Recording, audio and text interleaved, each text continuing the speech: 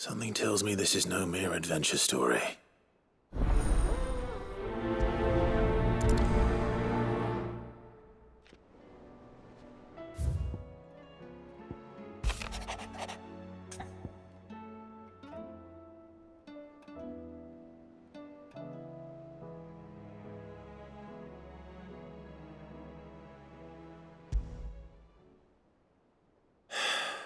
What is it this time, Torgal?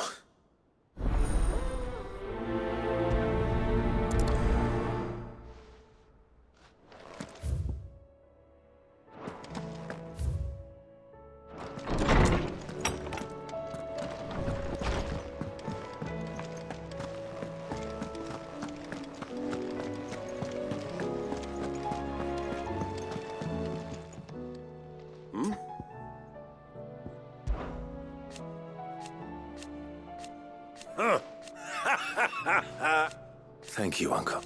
As for down here... Clive! Rutherford informs me that we owe you our thanks. Hadn't intended for you to get involved, but such are the times we live in, huh? I would have done the same for anyone else. You're far too modest, Clive. You'd make a terrible nobleman. But tell me, is the realm truly in as dire a state as Rutherford suggests? From what little I saw, you were right to be worried. I suppose I should have expected the worst. But I was rather hoping the great and good of the realm might have things a little more under control. Alas, it seems that firm leadership is in short supply these days, and without it, the people are bound to lose their way. We must move quickly. But where do we start? True, the challenges that face us are many, but in my estimation, there are two key areas to be addressed before any other. The realm's armies and her larders. As you've seen firsthand, it's every man and woman for themselves out there. Certain cities have banded together to try and maintain some semblance of order, yes, but such cases are few and far between. And yet, the only remedy for the chaos that faces us is unity. A unity that transcends even the borders laid down by our ancestors. In short, if Storm does not stand together, she will fall apart. But how would one even begin to unite the realm? The armies, my boy. As I told you already, we begin by restoring order among the ranks of those sworn to maintain it. Sadly, I doubt I could convince even the lowliest gaggle of privates to dig a latrine together. But I do know someone the High Commanders have been known to listen to on occasion. Field Marshal Eugen Havel. I thought he was retired. He was, until an Akashic army tore through Randalar and killed most of the rank and file. There is no man alive more capable. Literally. And as luck would have it, I've already spoken with him on the matter. Of course you have. And he's agreed to help. On one condition. That he first speaks with you personally. Havel has always been a man of frustratingly rigid principle, and he has certain qualms about clasping arms with, well, with an outlaw. I extolled your many virtues as best I could, of course, but the old goat was adamant that he be allowed to appraise you in person. You don't mind, do you, my boy? Of course not. As long as chaos reigns, we will never build a better world. I'll do whatever it takes. And if the Field Marshal wishes to speak with me in person, then so be it. That's the spirit. I'll leave for Randalar at once. Would you send a Stolas? Of course. Rutherford is already in the Dalmekian capital. I'll have him tell Havel to expect you forthwith. Excellent. Thank you, Uncle. No, thank you, Clive.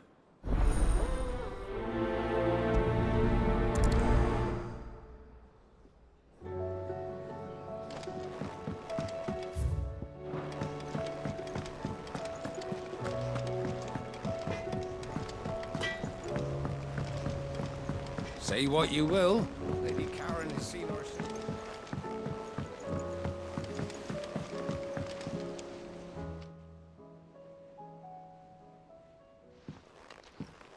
Pining for something, boy. What is it? What do you see out there?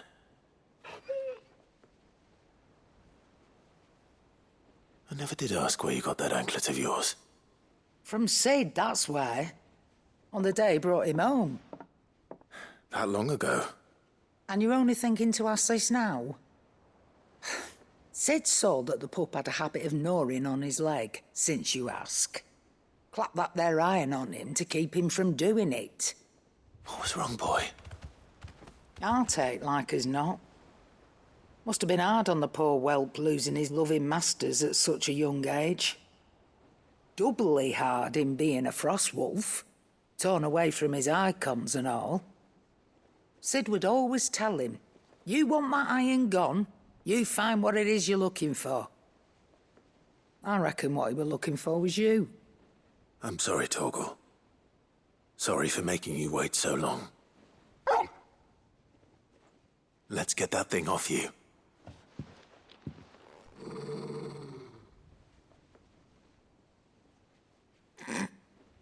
Doesn't sound like he wants it off. Indeed. You miss Sid as much as the rest of us, don't you?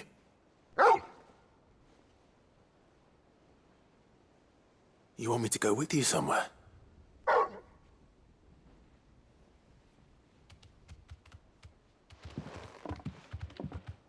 Quick, can't you? Glad you've been paying attention. Not nearly as much as you have, Lady Karen.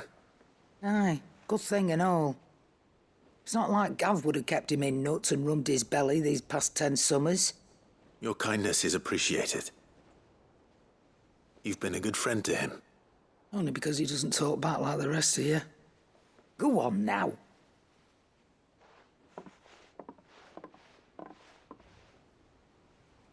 Where to then, Torgal?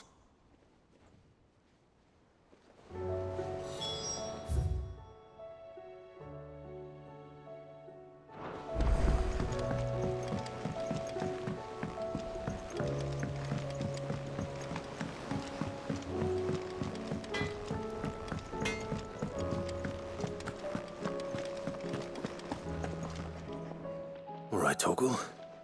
Where are you taking me? I'm going to need a little bit more than that, boy. Do you have a better hint for me? Unless... you've already given me one. Back on the rear deck, you were looking west, toward Rosaria.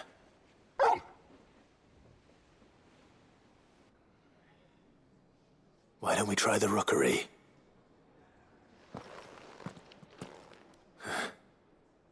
I haven't been to the island in almost 20 years.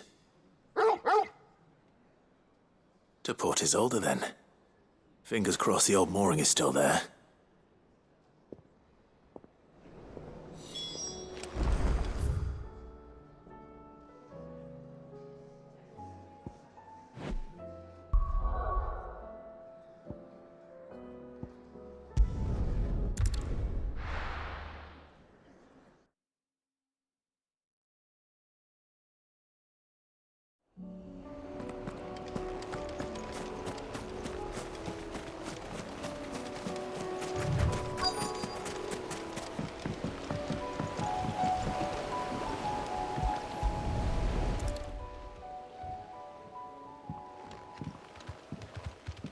It's still here. After all these years. A lot smaller than I remember. And you're a lot bigger. You might have to swim, boy.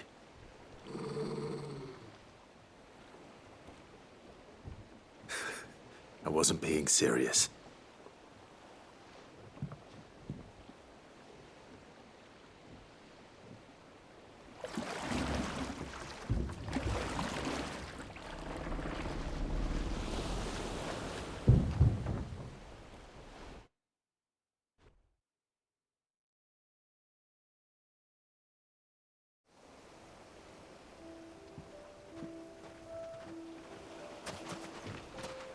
This place hasn't changed at all.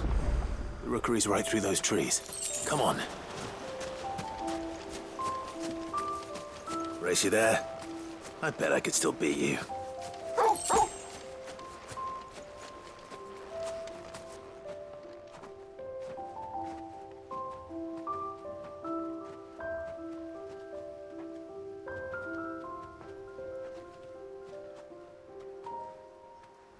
Here we are.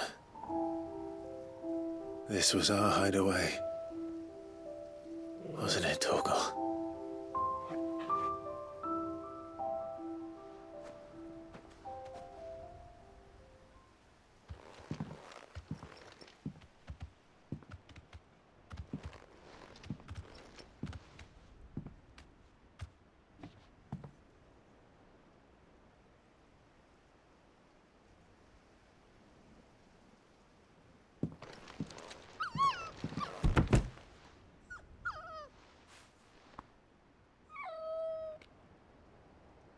Coming here helped me to forget who I was. Or wasn't. Prince, shield. Son his mother could love. Had I been any one of those things? Perhaps.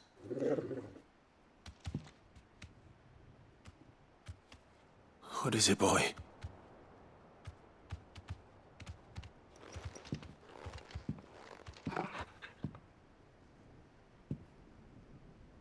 This is all from the castle.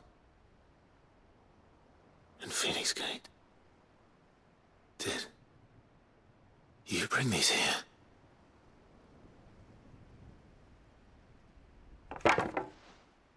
My sparring sword.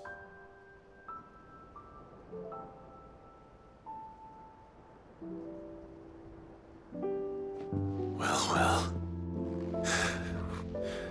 You never stopped looking for me, did you, boy?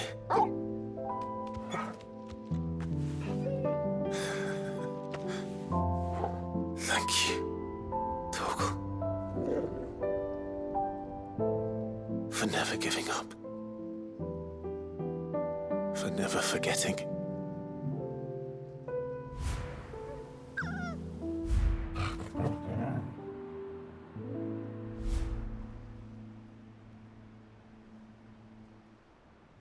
Let's take this with us, shall we? So I don't forget either.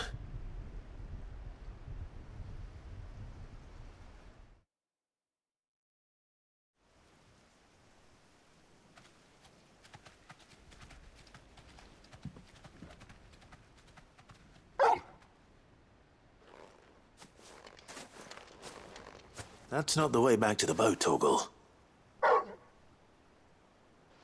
All right. I'm coming.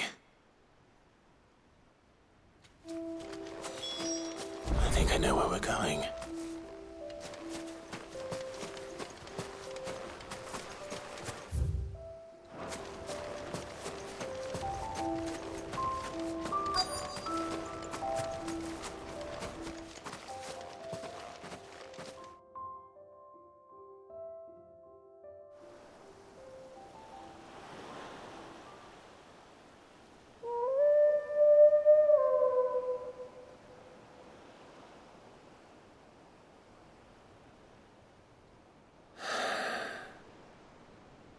People always talk about the importance of putting the past behind you. But without it, we wouldn't be who we are today. And we certainly couldn't steer our way to a better tomorrow. Come on, Torgal. Let's go home.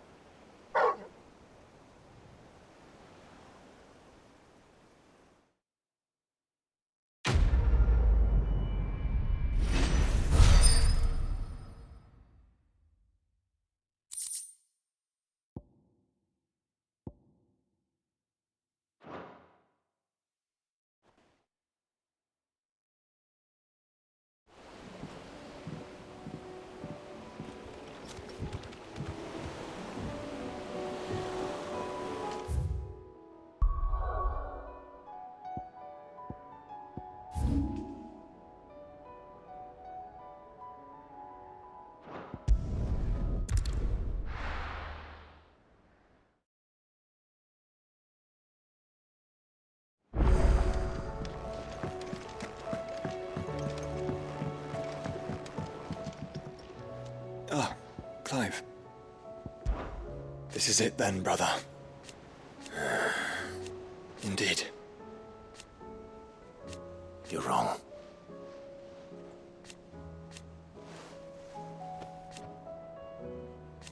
Of course. Joshua, what's wrong? And don't say nothing. It's... not nothing. I've received word from Cyril. The Undying have found Father's will, or something akin to it. His will? How and where? In the crypt beneath Rosalith Castle. After Kupka was kind enough to drive out the Imperials, the Undying took the opportunity to recover what relics of the Duchy yet remained. And in the process of doing so, they found a letter from Father. I'm surprised anything survived down there. Cyril asked that I join him in Tabor at my convenience. I have been meaning to go, but... would you join me? Of course. I want to know what's in that letter as much as you do. Very well. I am ready to leave when you are.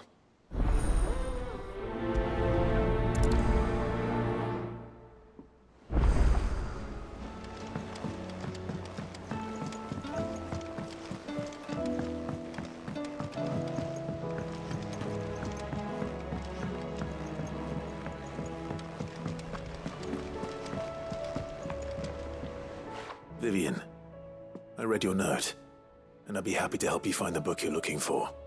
Thank you, Clive. But tracking it down will not be easy. Are you sure? Please. You have always granted me your wisdom and insight whenever I asked. It's only right that I return the favor. Or at least attempt to. You are too kind. Alas, what I ask of you is rather more trying than delivering the odd lecture. I spoke with Harpocrates to see if he had any inkling as to where another copy might be found, but... but perhaps it is best that you hear the details from him. If you say so. Forgive me, Clive, for asking this of you. But this book, it set me on the path to becoming who I am today. Its importance cannot be overstated.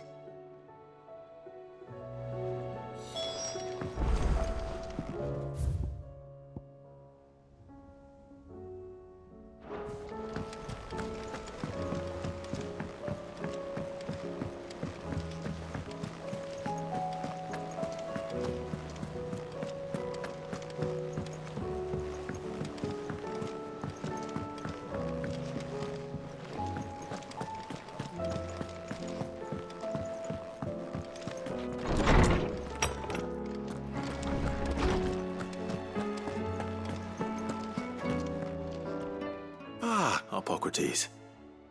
There's something I need to ask you. I've been charged with locating a book called From a Distance. Then you seek a rare gem indeed. One whose name I had not thought to hear from your lips. You've been talking to Vivian. Right as always. But she didn't seem keen to tell me very much. I take it she didn't like what you had to say. And yet I gather it did naught to dissuade her. Clive, if the young professor has tasked you with obtaining a copy, I fear she asks the impossible. The executors would not allow it. The executors? Coveters of Secrets, a clandestine organization committed to the collection and intenebration of forbidden texts and technologies. One such text being the tome Vivian seeks, chronicling as it does the true history of the enslavement of bearers, a tale which could overturn the established order were it ever to become widely known. Or, so rumor has it. I've never actually read the thing, or even set eyes on it for that matter. How is it that I haven't heard of this organization? Why, secrecy is the executor's watchword. They lurk in the shadows, emerging only to seize that which must be seized, be it books, inventions, or people, before disappearing again, leaving nary a trace. which would explain why Vivian's copy was snatched from her grasp not long after she found it. By the hand of the executors, yes. But what drives them? Self-interest or ideology? Fine question. Sadly, all that is known of the executors can be recounted in a single breath. You may just as soon ask me of their origins, numbers, or the identities of their leaders. Any answer I give would be pure speculation. Then my hunt was doomed from the first. What was Vivian expecting? That I'd pluck it from thin air? Not from thin air, no. From ash. Rumors of the executors are rife among the scholars of Storm, but rather less so across the strait. I have a friend. Well, I had a friend in the village of Garnick, a collector of rare tomes, upon which subject we would oft correspond. Alas, I have heard naught from him since the skies fell dark. And no doubt he too has turned. But though he did not mention it by name, it is possible that a surviving copy of From a Distance yet rests upon one of his many shelves, quietly awaiting discovery. If you were, by some chance, able to save even a single book from the poor man's library, I know his soul would rest easier. Very well. When I next find myself in Waloed, I'll be sure to pay Garnick a visit.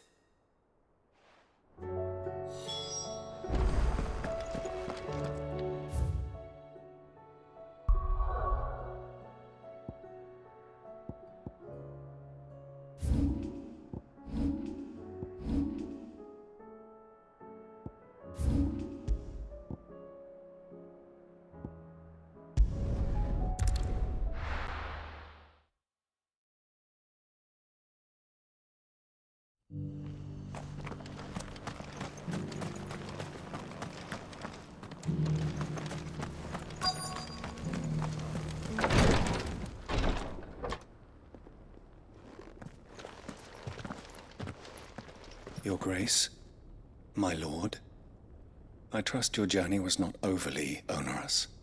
Cyril, you found a letter from Father?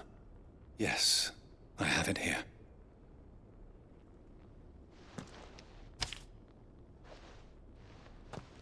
If you would do us the honor, my lord.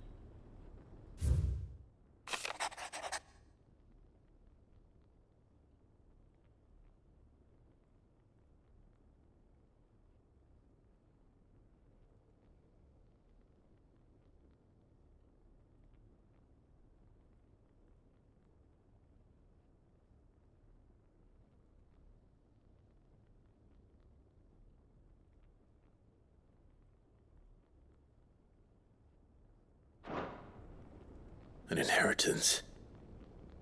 It would seem the late Archduke penned this missive shortly before his passing. The day before we left for Phoenix Gate. What are these plans he spoke of? His plans for the duchy, Your Grace. Your father entrusted them to my predecessor, the former bearer of the Burning Quill, who entrusted them in turn to me. The complete emancipation of bearers is their stated aim. But your father's dream did not end there. His Grace also spoke of building hospices to care for those stricken by the curse, and the founding of a new university to further the development of non-magical technologies. With the blight spreading ever more widely across the twins, Archduke Elwyn saw this as the only means of securing Rosaria's survival. He wished to see men and bearers treated as equals. To see centuries of common wisdom overturned. Small wonder he did not think it achievable within his lifetime. But he thought it achievable nonetheless. Had he not, he would never have written this message. Nor would he have entrusted his vision to his most faithful aides, those who would have stood with you, shielded you from the machinations of the less benevolent personages at court. It's a pity only they are still with us. 'Tis true that those most loyal to your father were the first to suffer the Duchess's wrath. But one at least remains, and she has come bearing gifts. What do you mean? Mayhap it is better that she explain, my lord. After all, the duties entrusted to me by my predecessor extended only to recovering His Grace's will and arranging a meeting with the one who might execute it, or a part of it, at least. And where is this woman? She awaits you in the archive, Your Grace. Thank you, Cyril. Shall we then?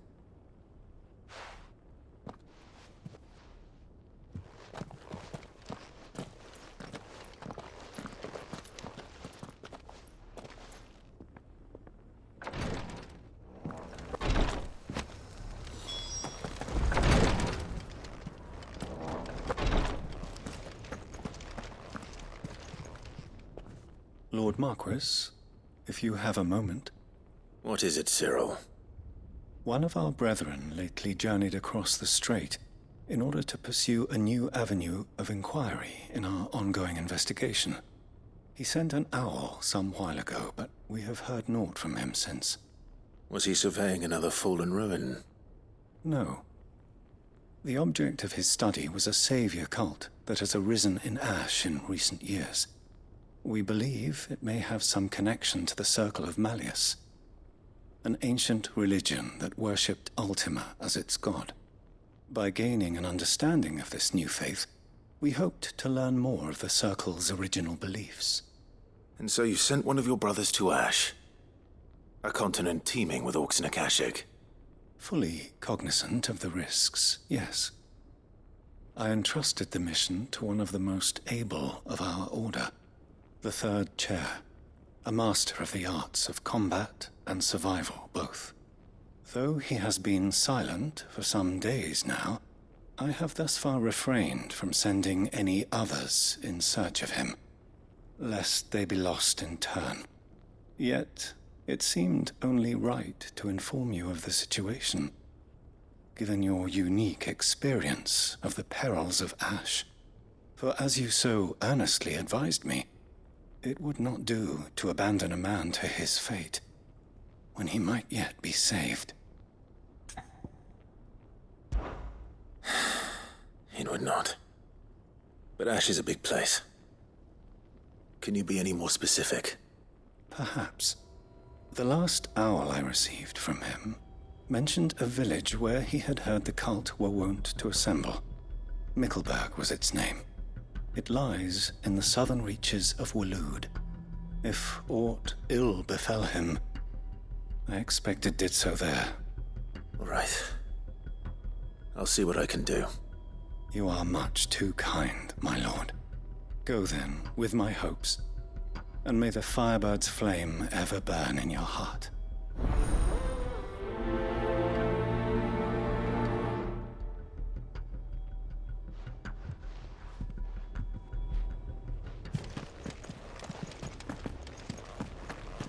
If this new faith really is an offshoot of the Circle of Malleus, then... Let's concentrate on finding the third chair first, shall we?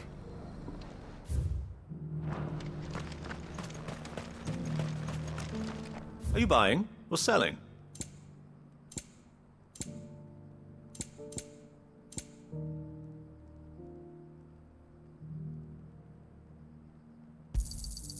Anything else?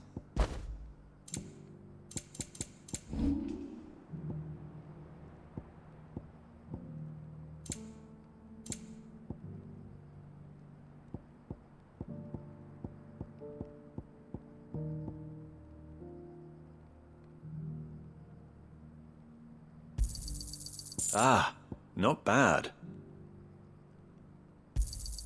Got anything else for me? It's a deal.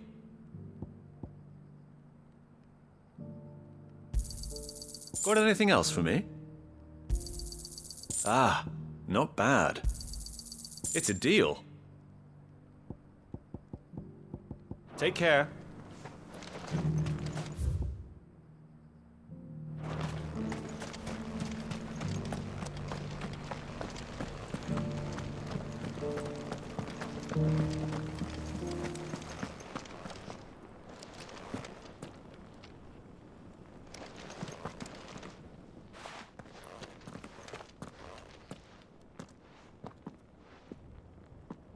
My lord, your grace.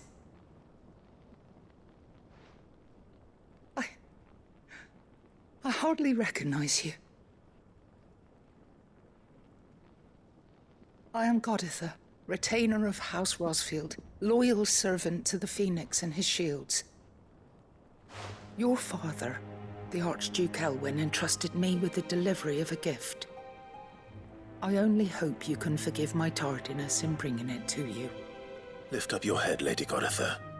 You have our gratitude for your service to our house and to our father. I merely did my duty, as any proud Rosarian would. My lady, perhaps you could explain a little more? What exactly is the gift you bring? As I'm sure you know, it has long been the custom for the children of House Rosfield to be presented with certain keepsakes upon their coming of age. Indeed it has. Our father often spoke of the day when our turn would come. And had he lived to see it, he would have presented you with the treasures I bear. Matching armbands for you both. Alas, he did not live. Indeed, he was taken from us even before they could be completed. He had intended to claim the Heartstone with which each armband was to be finished himself, but it was not to be. And his gifts remain incomplete. I see. It saddens me to bring them before you, as they are. It was your father's wish that you be presented with the finished articles, not these works in progress. But with his grace long since gone, and the stone left unclaimed, I had little choice. You are grown men now, and his house is yours. And while I would not presume to insist upon your claiming the Heartstone in his stead, I know that nothing would have pleased him more than for you to do so. Thank you, Lady Goditha. What say you, Clive? What else? Of course, my lady. May our father's will be done. Oh, I am much obliged. Do you know where we might find this Heartstone, my lady? I do. Though it may be a matter of a good deal more than simply happening upon it. It is found in the bellies of elder griffins, you see. We do at least know where to find one. A certain specimen has made its nest in Titan's Wake, not far from here. A certain specimen? You are most perceptive, Your Grace. In answer to your unspoken question, yes. In fact, this is the very same beast your father meant to slay. I have been tracking its movements since you were but a boy. Were you to slay it in his stead, as men of House Rosfield, it would surely make your father proud. What say you, Joshua? What else?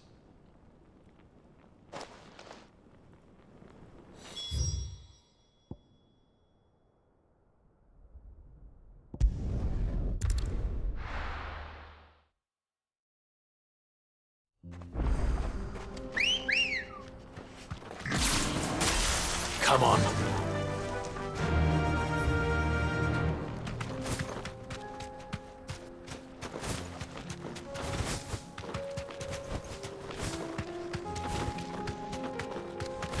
Eyes peeled, Joshua.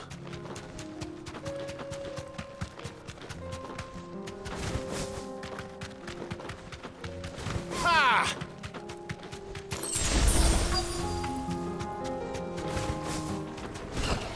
There it is. For House Rosfield.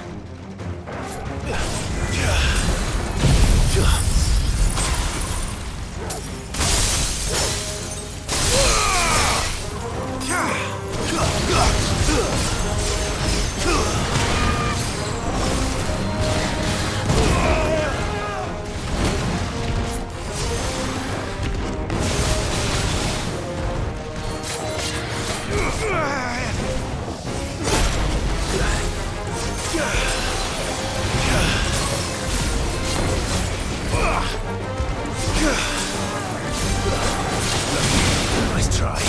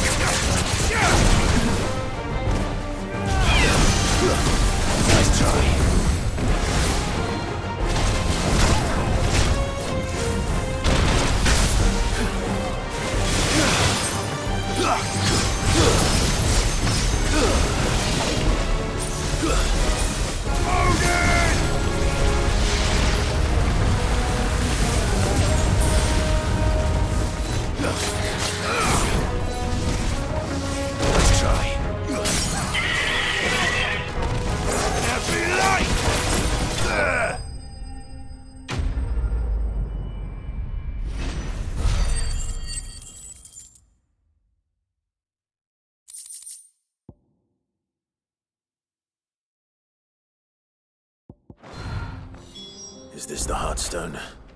I expect Lady Goditha will know.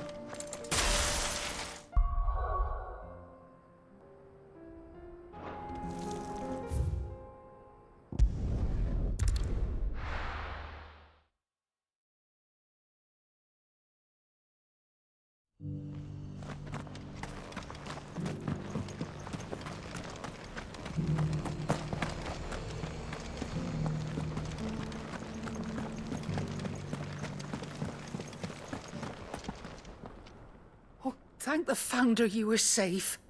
The Griffin is slain then? And the Heartstone claimed.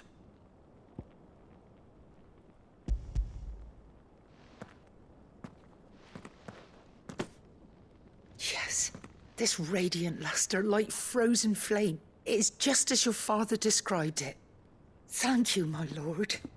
Your Grace. Your father would be so proud. Lady Goditha, the lapidary is ready.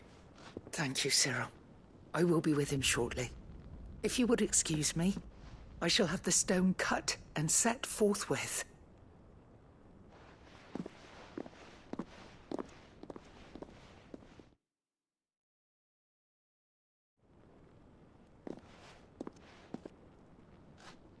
The armbands are complete.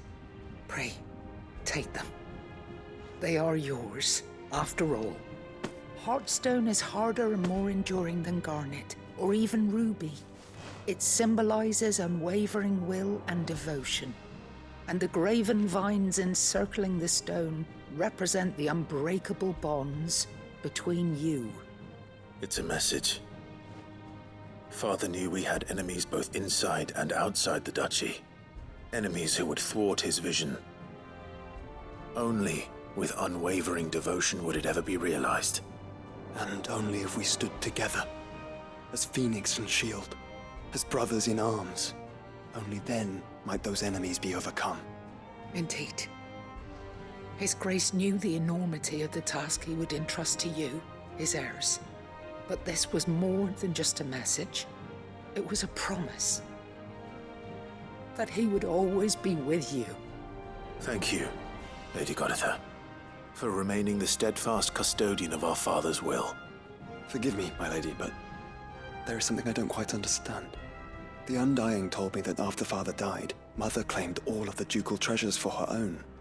Even if the armbands were incomplete, she would surely not have overlooked them. So, how were you able to keep them from her? Because I was the keeper of the vault. Though I was but a lowly servant, your father spoke to me of his intentions for the bands, of the deep love he had for both of you, and his hopes for your future. In the days before the disaster at Phoenix Gate, I discovered that the Duchess had ordered her jewelry be sent away from the castle. It was then that I knew she meant to betray us. I tried to warn your father, but it was too late. When word of the fire reached Rosalith, I knew my time was short. So I took up the armbands and I fled into the night. And thank the Founder you did. Yet my duty to your father was incomplete. Not knowing what else to do, I followed the Griffin, thinking I might claim the Heartstone on its passing. And so my pursuit continued, until Lord Cyril appeared before me. He informed me that His Grace's will had been recovered, and that his sons were alive and well. Lady Goditha, on behalf of my father and all the people of Rosaria, I thank you for your loyal service. As do I. Thank you, my lord. Your Grace, for coming back to us, for giving my service meaning.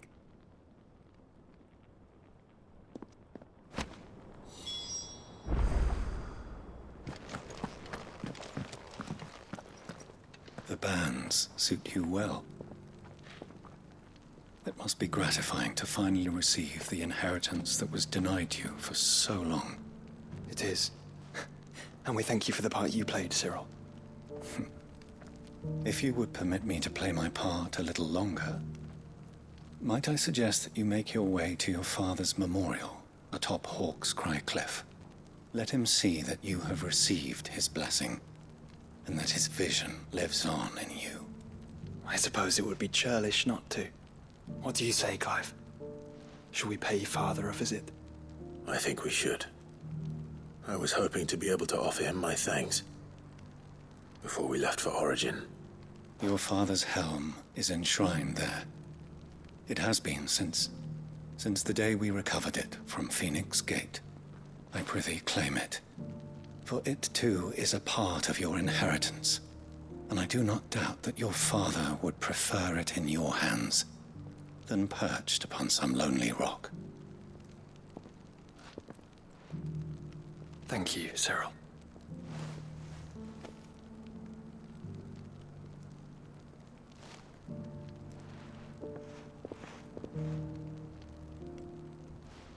Come on, Clive. He's waiting.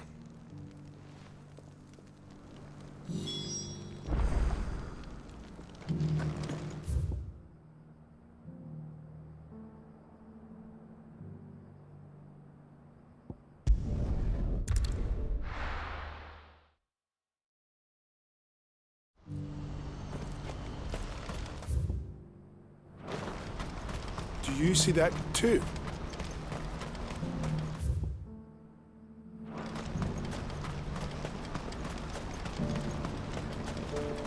Papa? What is it?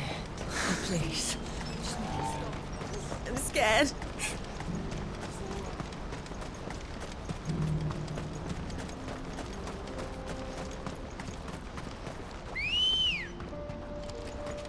Come on. Yeah! Ah!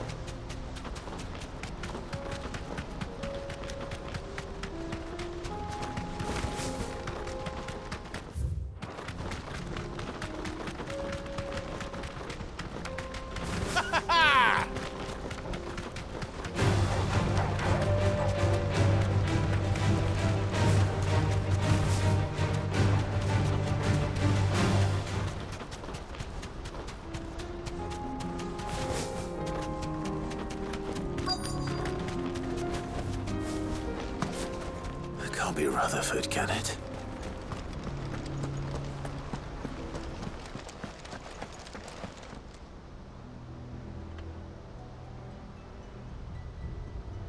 Time turncoats and cowards, the lot of you! If it's a fight you want, it's a fight you shall have! Allow me. I don't need your... Please, Field Marshal. Oblige him. This won't take long.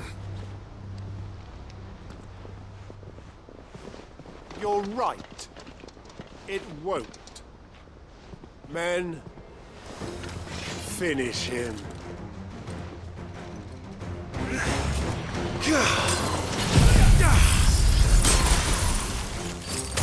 Let darkness fall!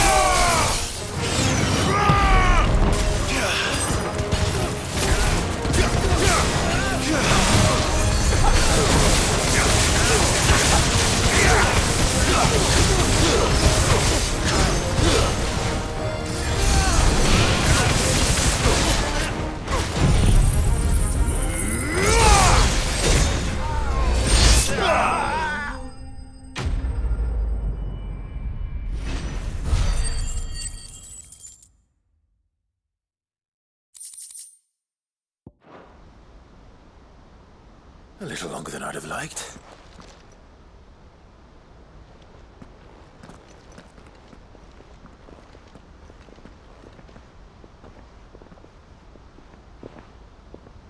Field Marshal Havel, I presume.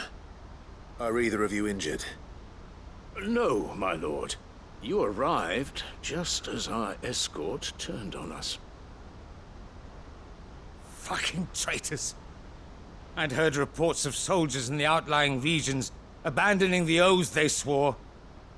But I hadn't thought the corruption had reached so close to the heart of the Republic. It's a fucking disgrace.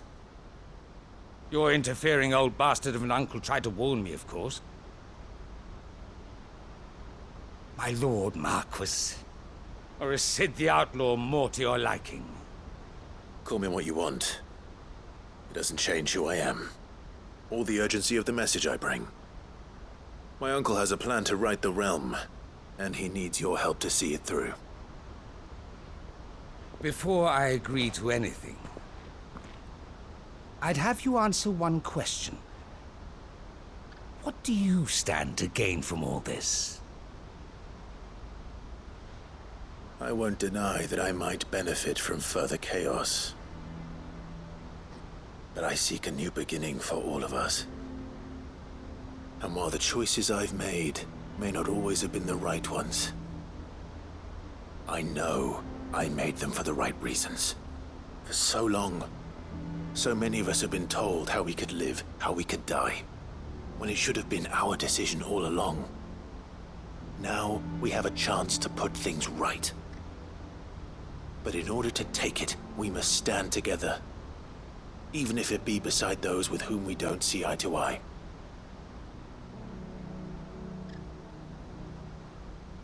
Certainly not the words I expected from an outlaw. But perhaps your uncle was right.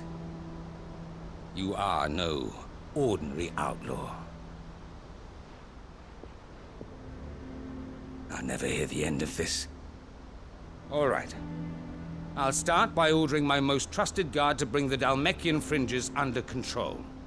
Next, I'll make contact with my counterparts in the Imperial Army and see if I can't convince them to try and restore order in their own territory. Thank you, Field Marshal. But they are not the only ones we will need to convince. What do you mean? I don't doubt that I can bully some sense into a few generals. But those they answer to require a different kind of persuasion. And when it comes to honeyed words, well, we will need an envoy. One who can court even the most stubborn of statesmen. You, perhaps. I'm flattered. But I'm no diplomat either.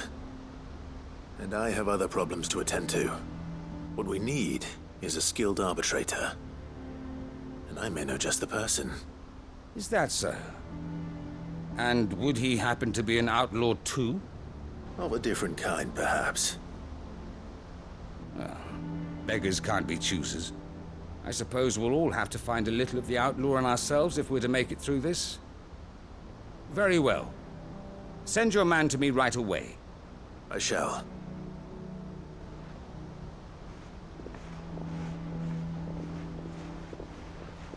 My Lord Marquis,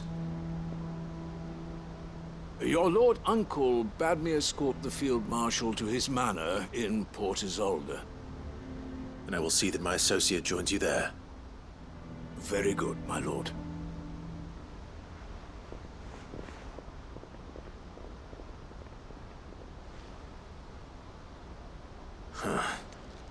An envoy. I'm not sure I'm the man to talk anyone round.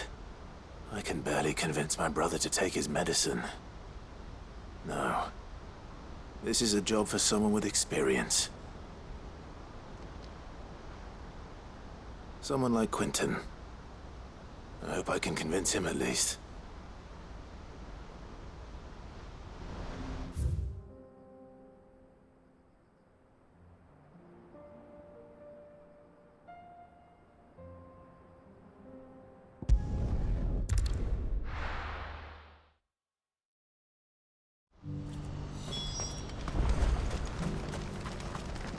Well met.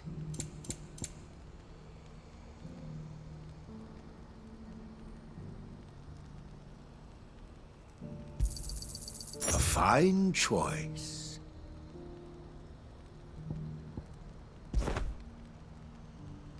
You're welcome.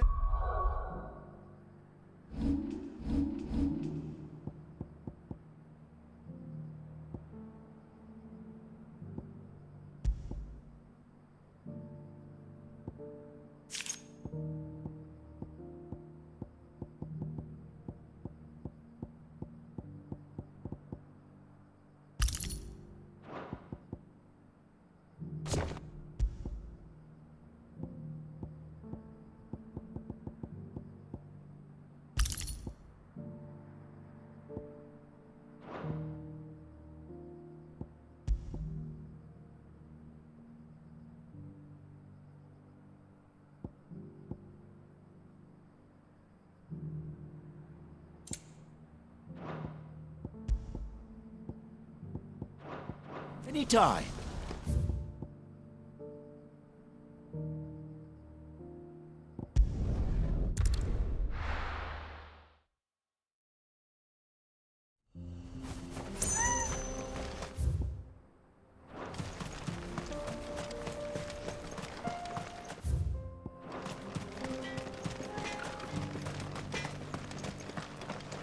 Would you like to see my wares?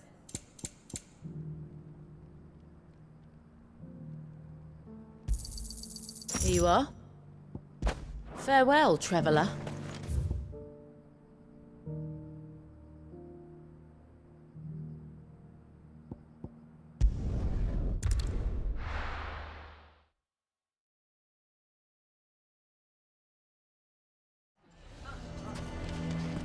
Why the hell would Victor take the bearer's side? Can you believe we were going to make... I think we'd better shut up. Who can say what Lubor is plotting?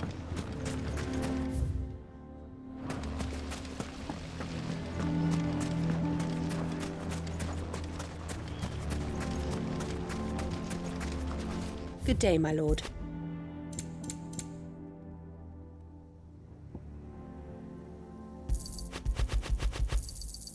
My thanks. Thank you for your custom.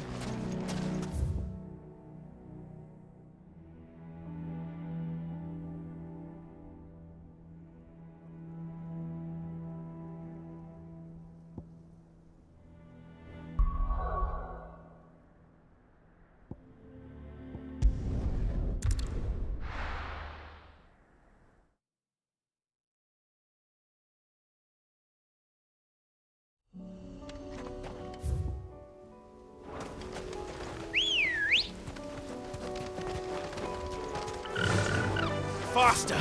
Unwavering will and an unbreakable bond. Do you really think we're strong enough? To save the world? Of course. To have overcome Father's political enemies? Of that I'm less certain. Especially knowing what we know now. What Mother was capable of. But perhaps these bands would have helped. knowing he was with us would have made the difference.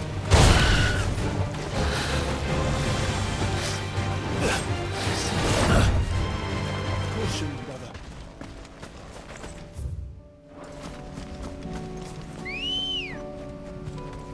Let's go. Fly, Ambrosia.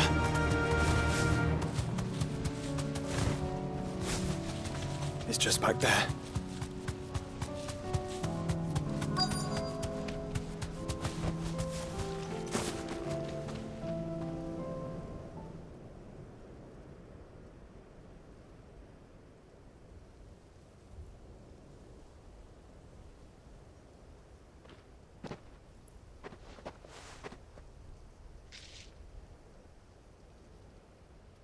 Father always fought for what he believed was right.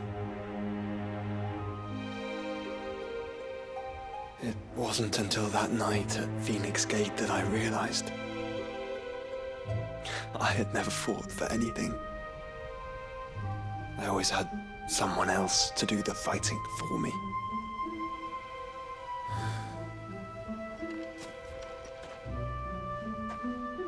No matter how fate conspired against him, he never lost heart, never looked back, never stopped fighting. To me, he was the greatest of men. And I've been trying to live up to his ideals ever since.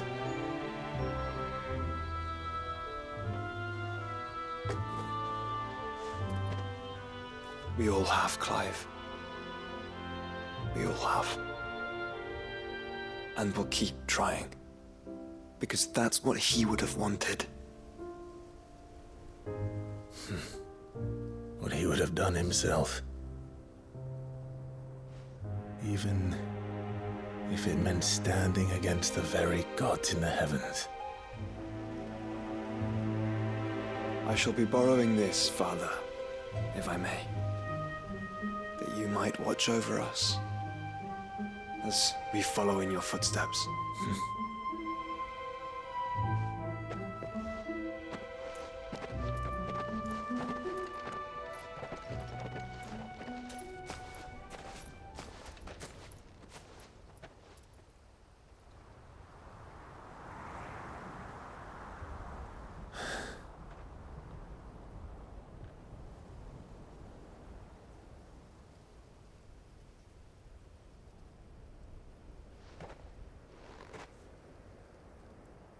We won't lay you down.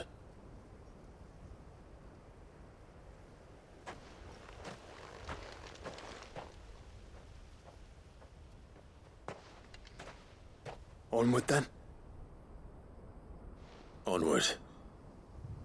To the end. And to a new beginning.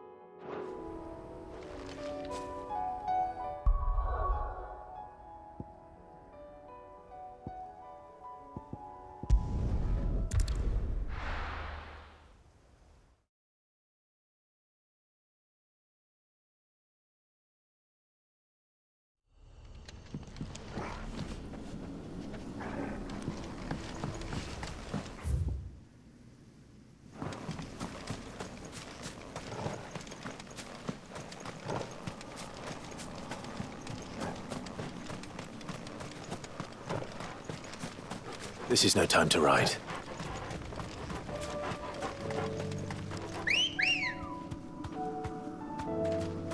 Good girl. Yeah!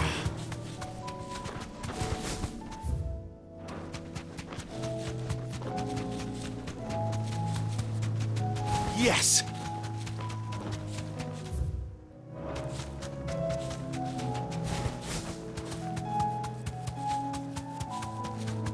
That's it!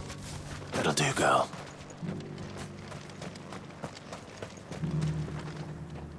Quentin, I have a proposal for you. Do you now?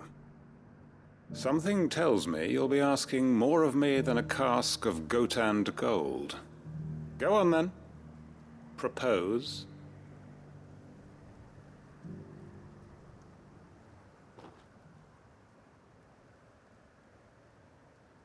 You'd have me convince the chiefs and chamberlains of the realm that they should simply swallow their pride and do the one thing that has proved impossible for thousands of years.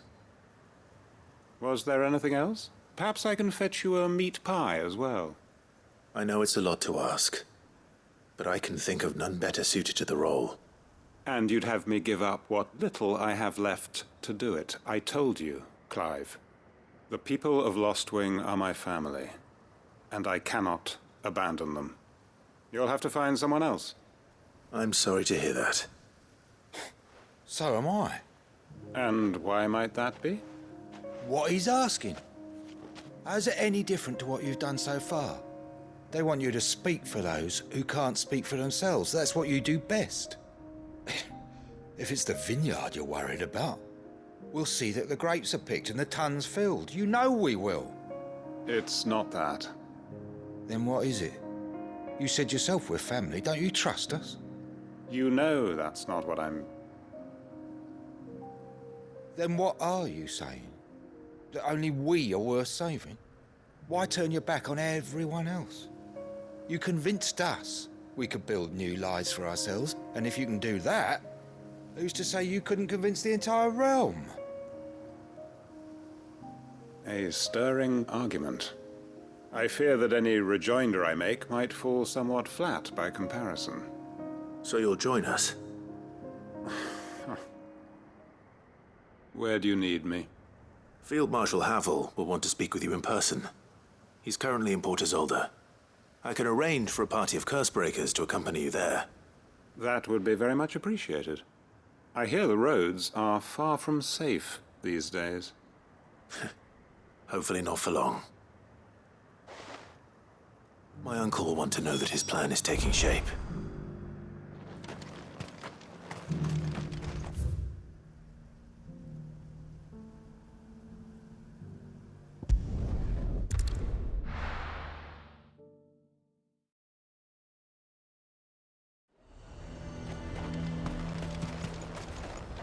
And what can I do for you?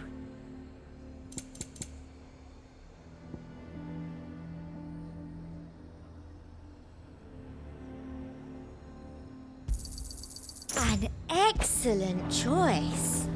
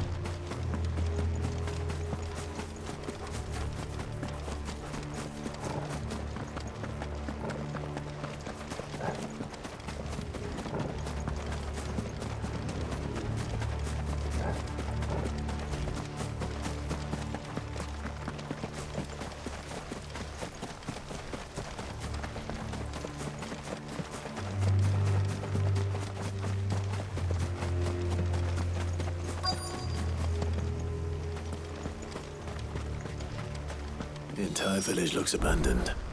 Now, which house would a bookworm live in?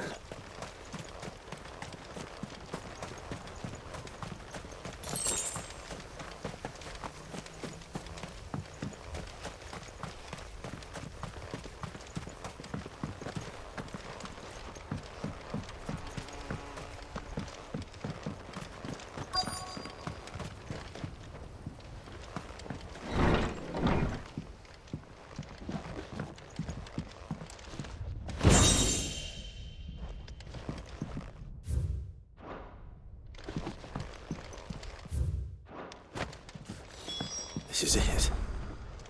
But if what it says is true, I need to get this back to the hideaway.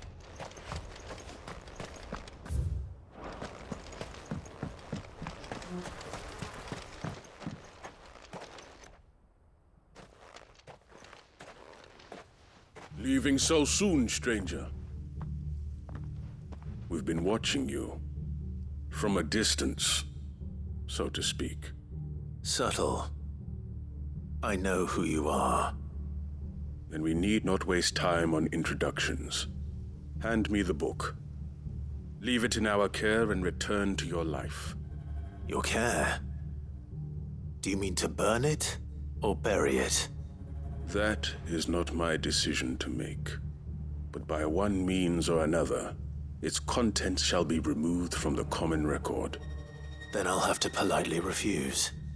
I won't let you erase our history. Then we find ourselves at an impasse. Very well. The book can just as easily be pried from your dead hand.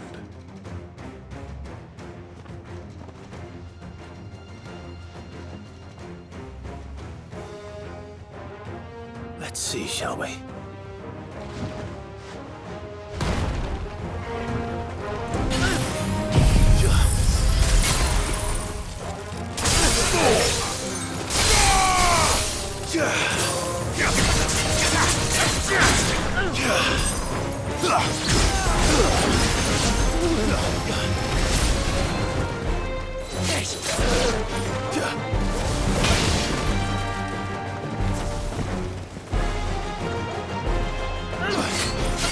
Nice try.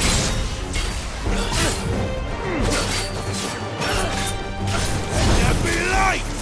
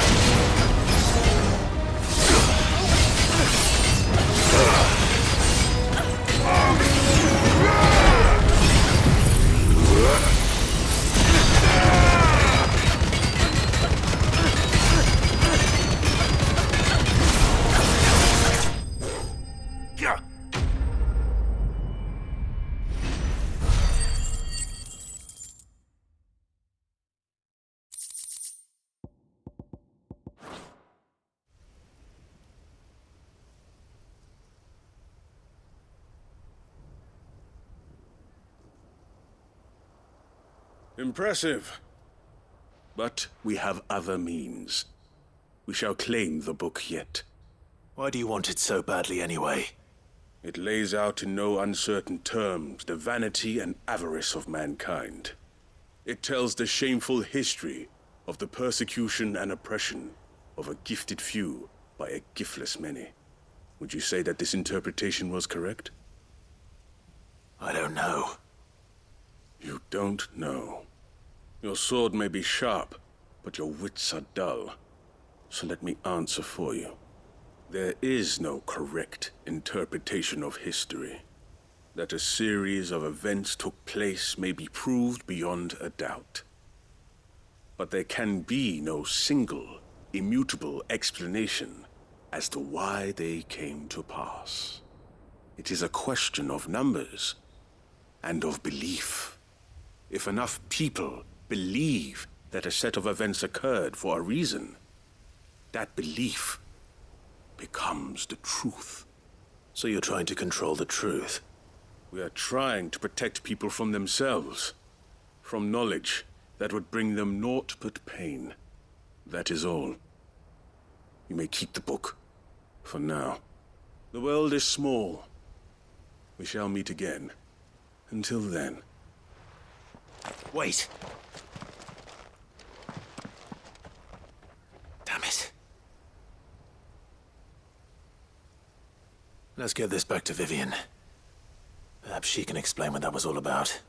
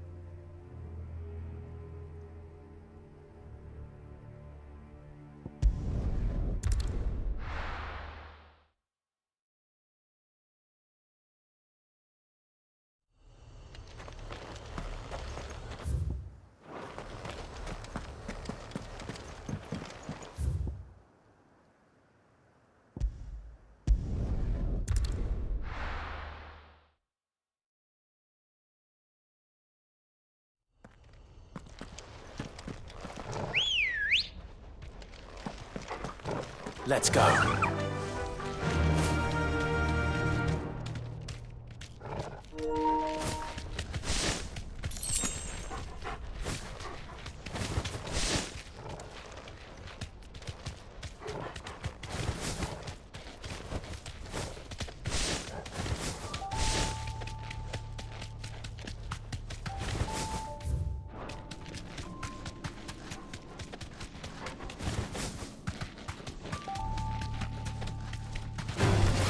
No holding back.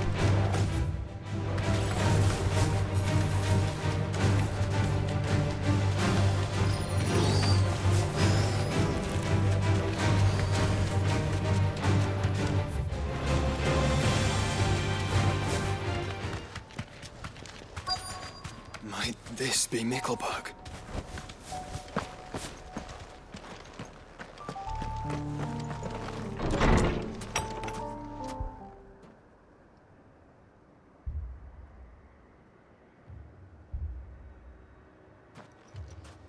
These people aren't turned. And the village seems safe enough at least.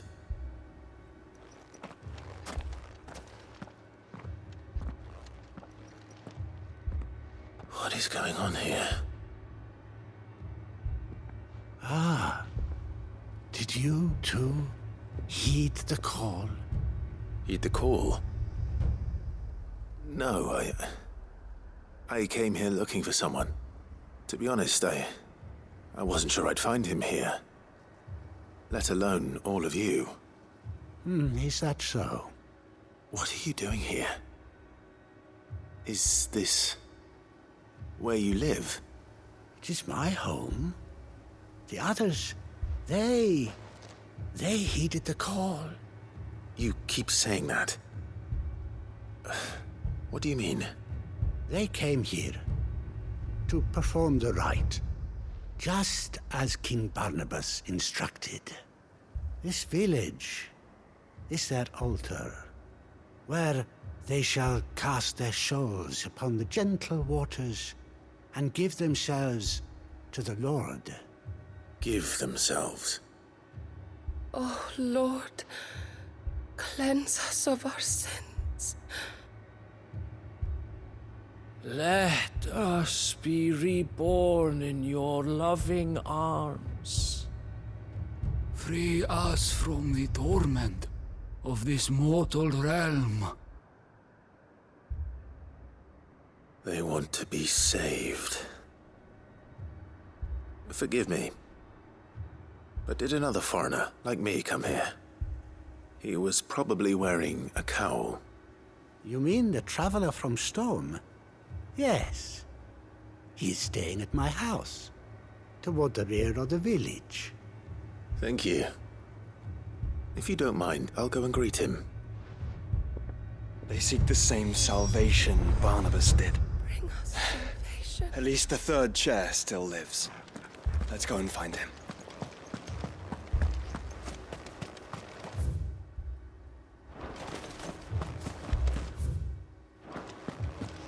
Let us be made pure.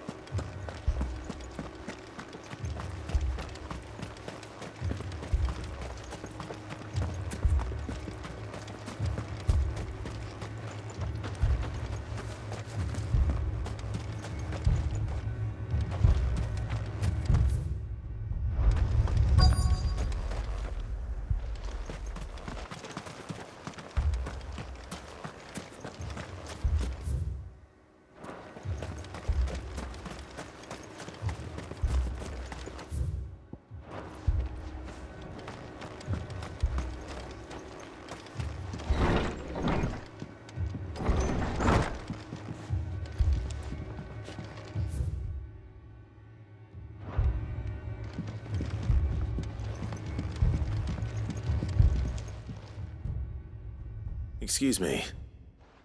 Are you with the Undying? I am. And so it would appear, are you.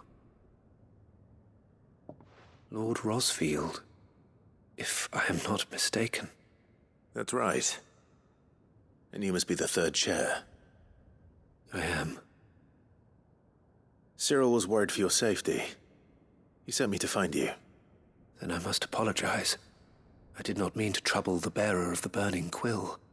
Much less you, my Lord Marquis. He said that you had failed to report. Is there a reason for that? I came here to study the followers of this new faith. But the more I learned of them, the more my own faith began to falter. You have seen them at their prayers, have you not? They devote themselves to the veneration of their Lord with a fervor I have never seen before. Praying night and day that they might be rid of their wicked wills and reborn in their Saviour's light. Not that they might be granted respite from their worldly woes, but so that they might continue to serve him. Serve him with all of their beings. I, too, swore to devote my life to the service of my Lord and Master, but this... 'tis different. It is more. And so I would see it through to the end. See these people safe, that they might achieve their dream. That they might do their duty to their Lord. Even if it should keep me from doing my duty to mine. You do understand what their dream is, don't you? I do, my lord. They would cast aside their wills and become a Kashik. I know that it may be hard to believe, but to these people, that is the very essence of salvation. Forgive me, my lord, but I must remain here. If you are to return to Master Cyril, I would consider it a great... Did you hear that, my lord? Something is happening. I'll go and find out what. Stay here.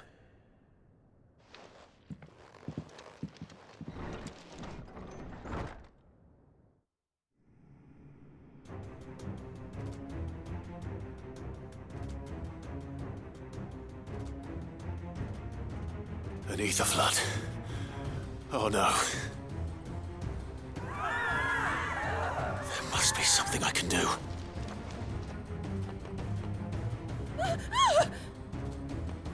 Echoes as well. Found her. Ready, brother?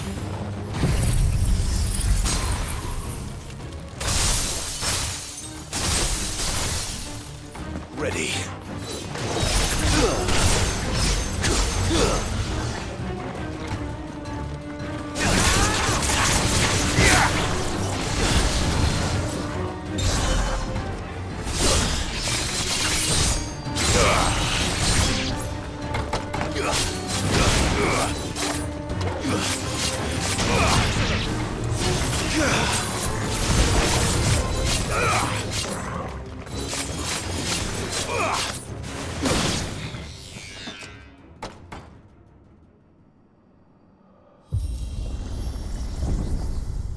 What now?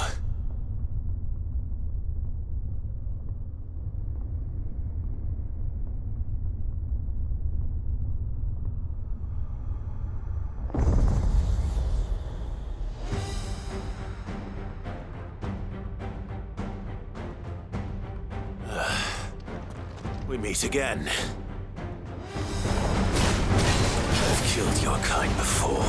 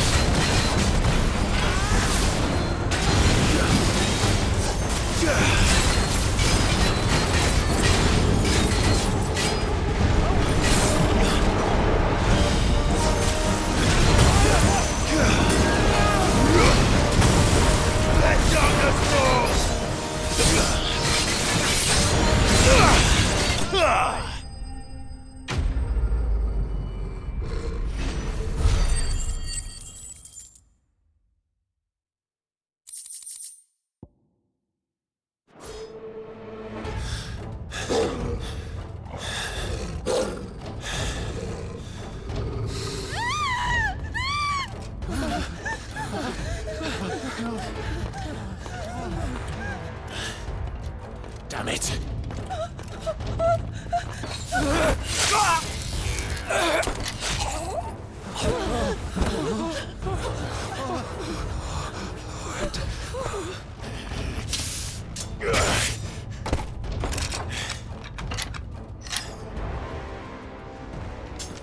Don't you die. Come on, speak to me. I had to save them, that they might have a chance to find true salvation by devoting themselves to the service of their Lord, just as I did when the Undying plucked me from the gutter and gave me a cause to believe in. A duty to serve was everything to me, and I would not deny them that fulfillment, even if they must become a Kashik in order to achieve it. Forgive me, my Lord Marquis. I did not mean to trouble you with this. My findings. Could you deliver them to Master Cyril for me? Of course. Your duty will be done.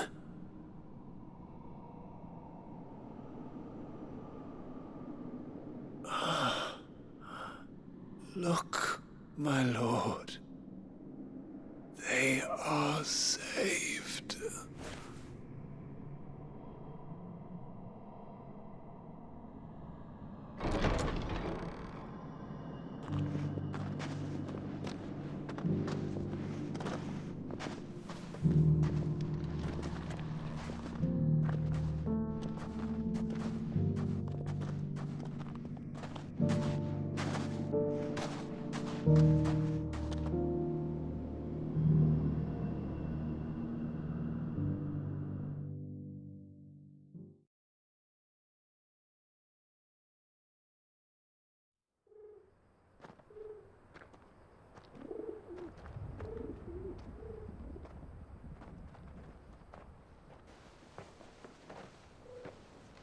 They are saved. Founder. I should get this report to Cyril.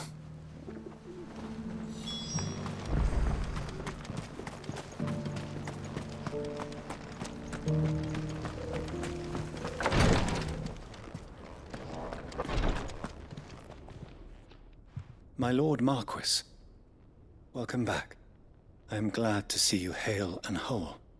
I met with your third chair, Cyril. He bade me deliver his findings to you.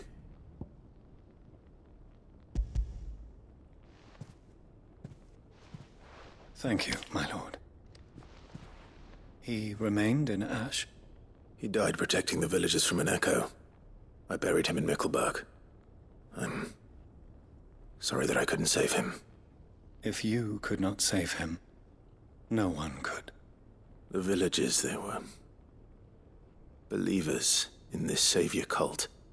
They prayed to their god that they might be unburdened of their wills.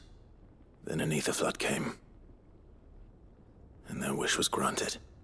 Your brother sacrificed himself that they might live, even knowing that that life was death by another name. Then he perished defending liberty.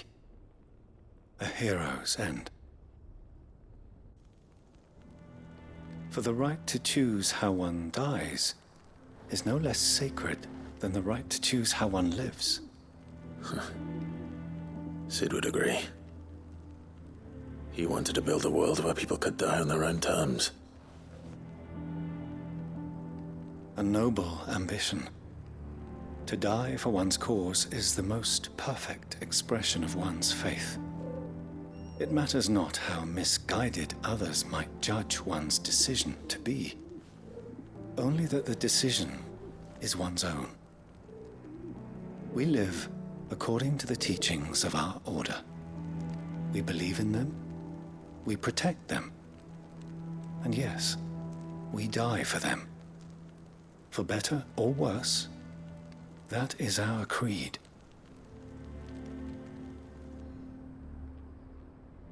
But he didn't die for your creed. He died to save them. And you still believe that what he did was right. I believe that he believed it was. We of the Undying are not slaves, but willing servants. And this was his will, the ultimate expression of it. All right. I'd like to know this man's name, Cyril. To know the names of all the Undying who've fallen in the line of duty. They died serving my house. It's only right that I remember them. That is my duty. Of course. I shall fetch the Book of Martyrs at once. My lord, it has been, and shall ever be, the greatest honor of my life to serve House Rosfield. Though our duties may differ, yours is no less important. I pray with all my heart for your success. And were they here, I have no doubt but that every one of my fallen brothers and sisters would feel the same.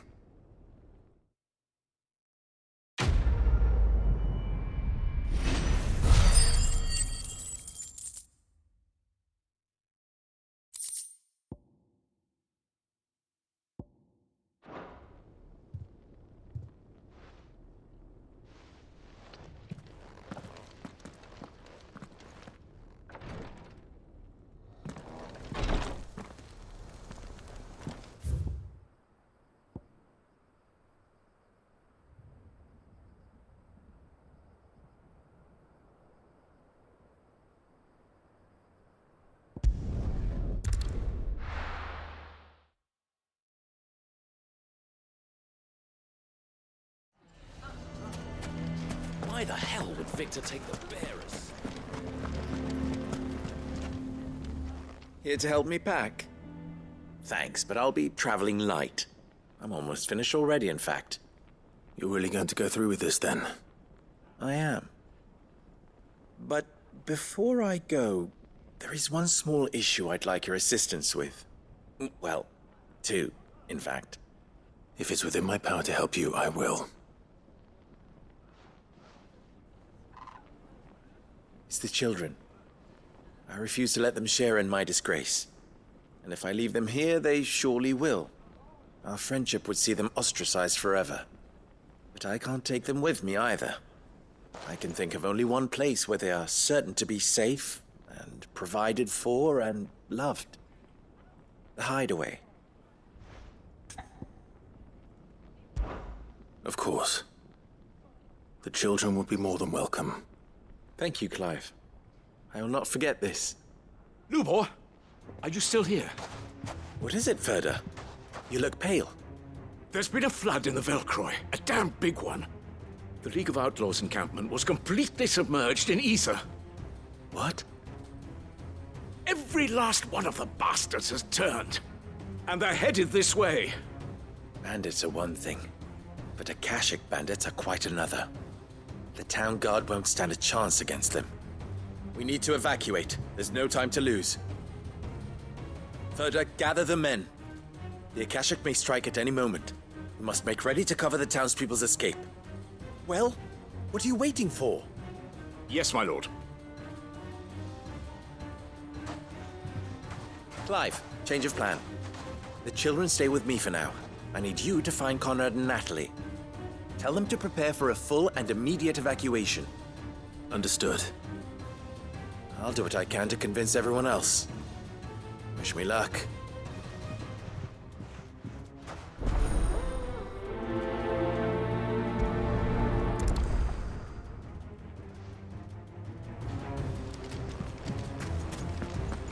What's an You have to listen to me. They're coming. Why do they always have to make such a...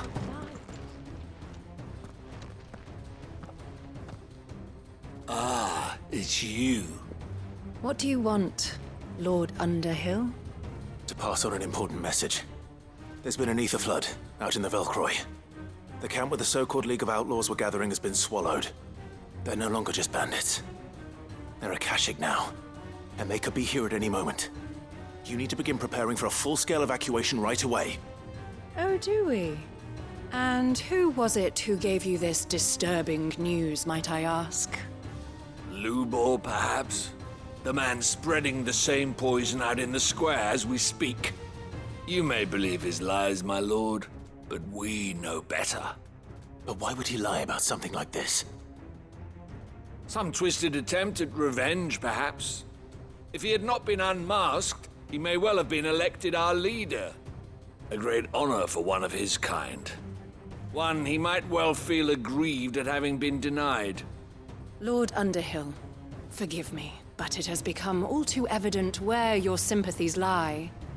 Lubor cannot be trusted, and neither, therefore, can you. You may not trust me, but for the sake of your people, ask yourselves if there is any chance that this is true. There isn't. You can be certain of that. Now be off with you. You're making a mistake. Come, Clive. If our words will not move them, then we must find another way to help save the town. You're right. Let's speak to Lord Furder.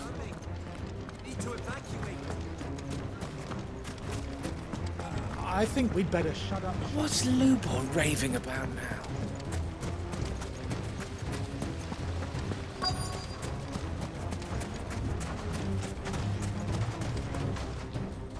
Lord Furder. Sid, what's wrong? I went to warn Conrad and Natalie about the Akashic, but they wouldn't listen. They've convinced themselves that nothing Lubor says can be trusted. The bloody fools. Which means the town guard can't be counted on for support. But I can. If there's anything I can do to help you defend Dalamil, you only have to ask.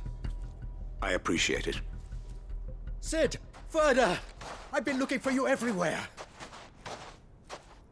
Victor? I thought you'd left.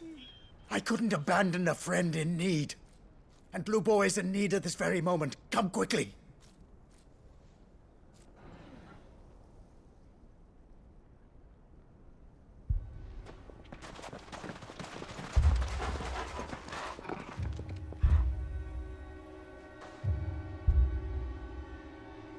You have to believe me! The Akashic are coming! They don't eat, they don't sleep, they don't tire, and they don't care who they kill. They're unlike anything that's come before. There will be no parley, no mercy granted! We may have saved the town once, but this is different. I do not ask that you forgive me, but please believe me. If you do not run, you will die. You will all fucking die!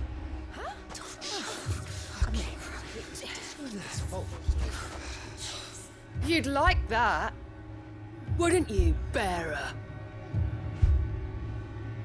Yeah, with us out of the way, your kind will be free to claim Dalamil for yourselves. It's you who should run! Run, bearer! Yeah, run! Run! Far, far away! Run! Just go on! Yeah. Yeah. Yes! Go! Come on, then. Go on! Go! Just go. Lubor, wait. Someone's coming. Go! Come on! Stop! You're hurting him!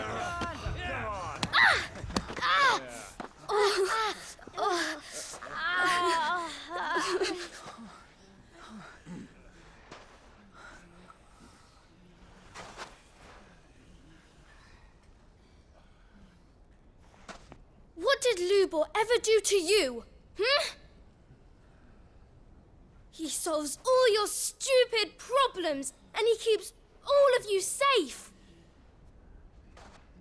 You know there's nothing he wouldn't do for this town. Who was it who made that cleaver you use every day, Conrad? And what about your counting table, Natalie? Who fixed that? Whose men make sure the streets are clean so all your boots don't get dirty? Who spends all day, every day making sure things run smoothly round here? And none of you ever say thank you. Ever. But did Lubor ever complain? Well, does he ever stop smiling? He keeps this whole place going. And you act like it doesn't even exist.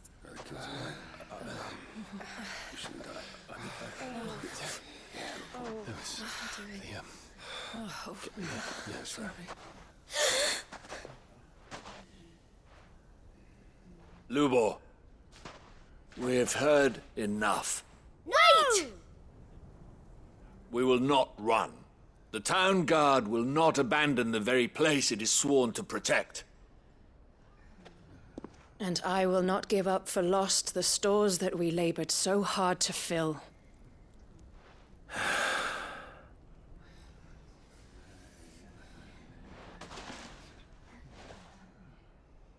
So tell us, how do you propose we deal with these Akashic of yours?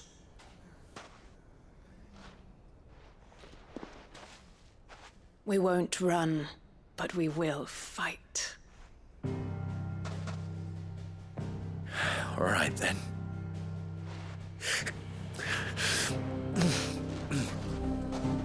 Fine.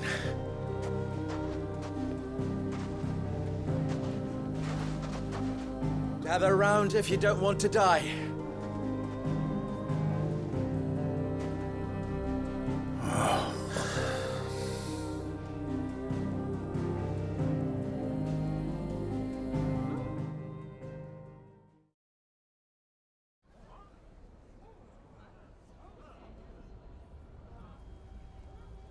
Allow me to explain the situation. The ether flood occurred near the village of Cheratina, deep in the Velcroy. The place had been abandoned for years, until the League of Outlaws decided to make it their base of operations. Now they're all turned, and if the scouts' reports are correct, heading in this direction. They are mindless monsters, driven only by hate and rage. And they are utterly unpredictable. With the bandits, we at least knew how and where they were likely to attack. When these creatures come, Dalamil will have the bitterest fight it has ever faced on its hands. The town guard will muster at the north gate.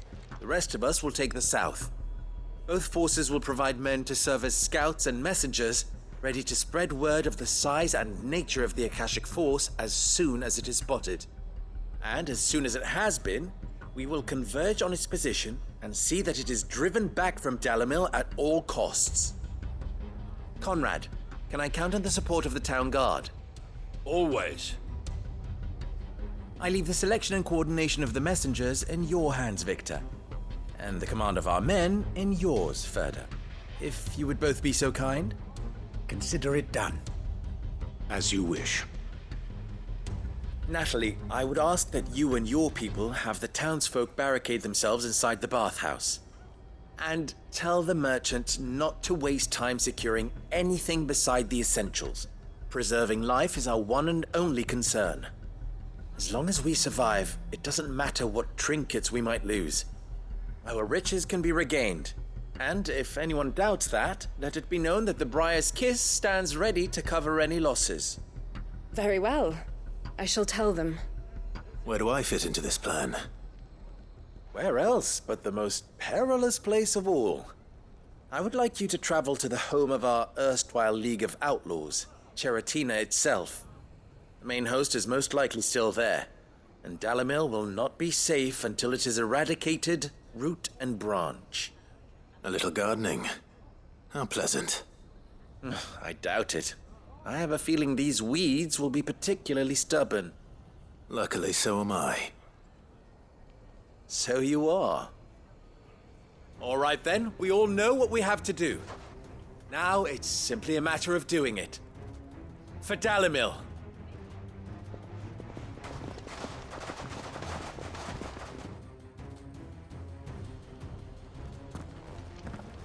Looks like everyone's ready. I'd better not keep them waiting.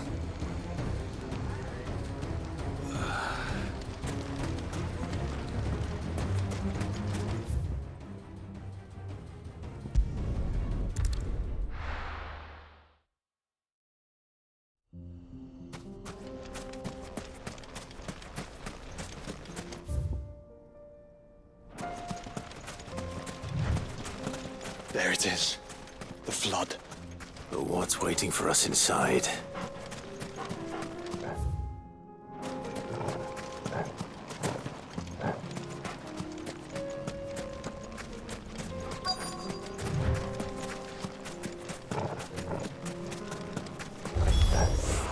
We can't leave a single one alive.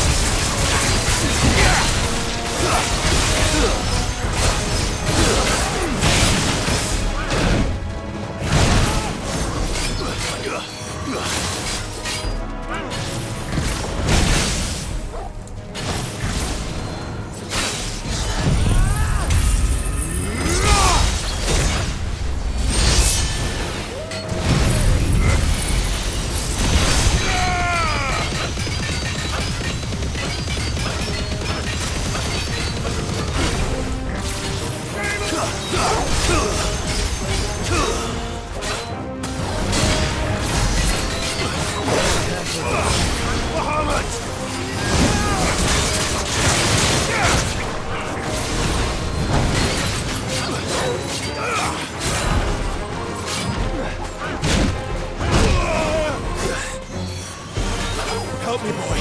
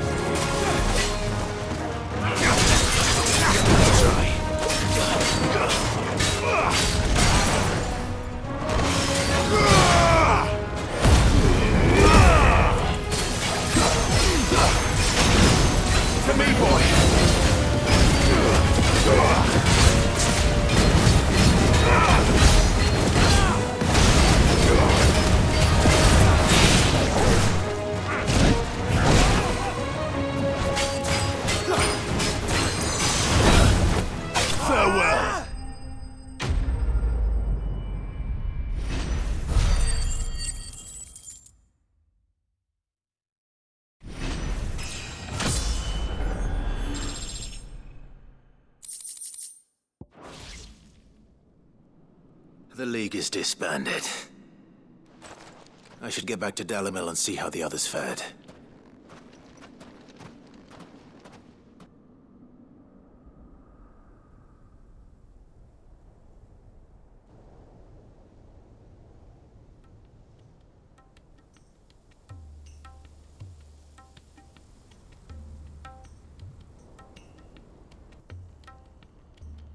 All the Akashic we were able to find have been dealt with.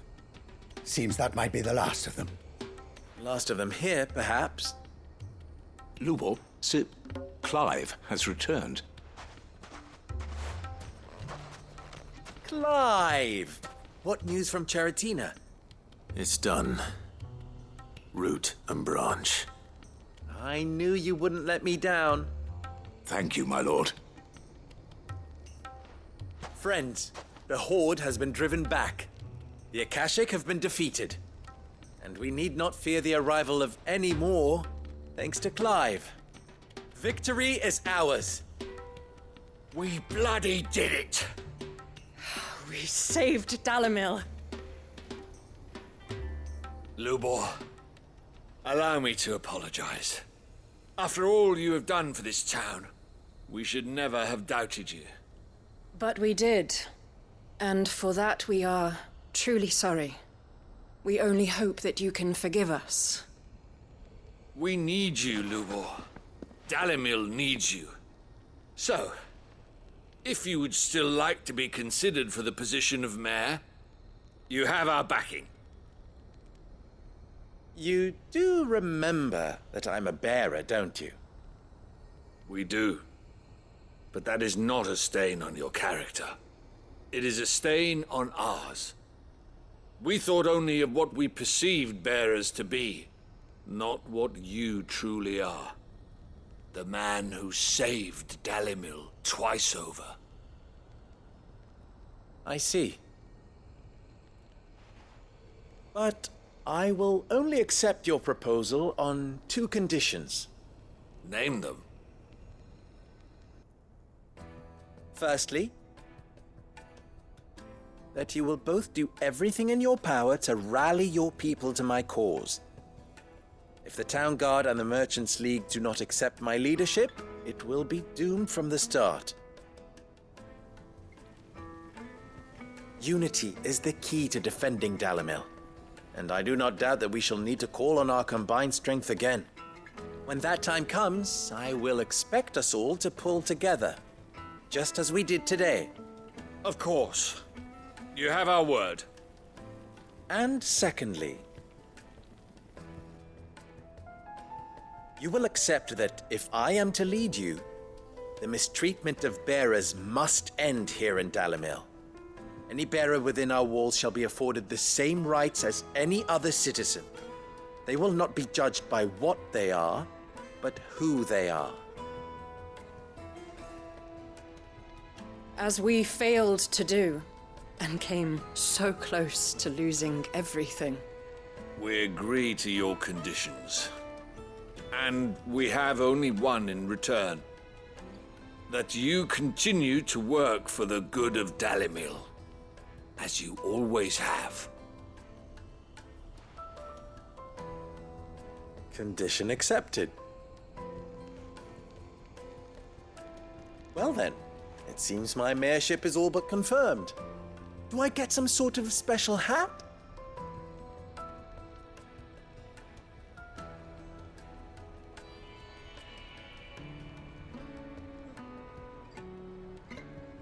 How fickle fate can be. Not so long ago, I had resigned myself to leaving Dalimil in disgrace. And now, I find myself her leader. Here. For everything.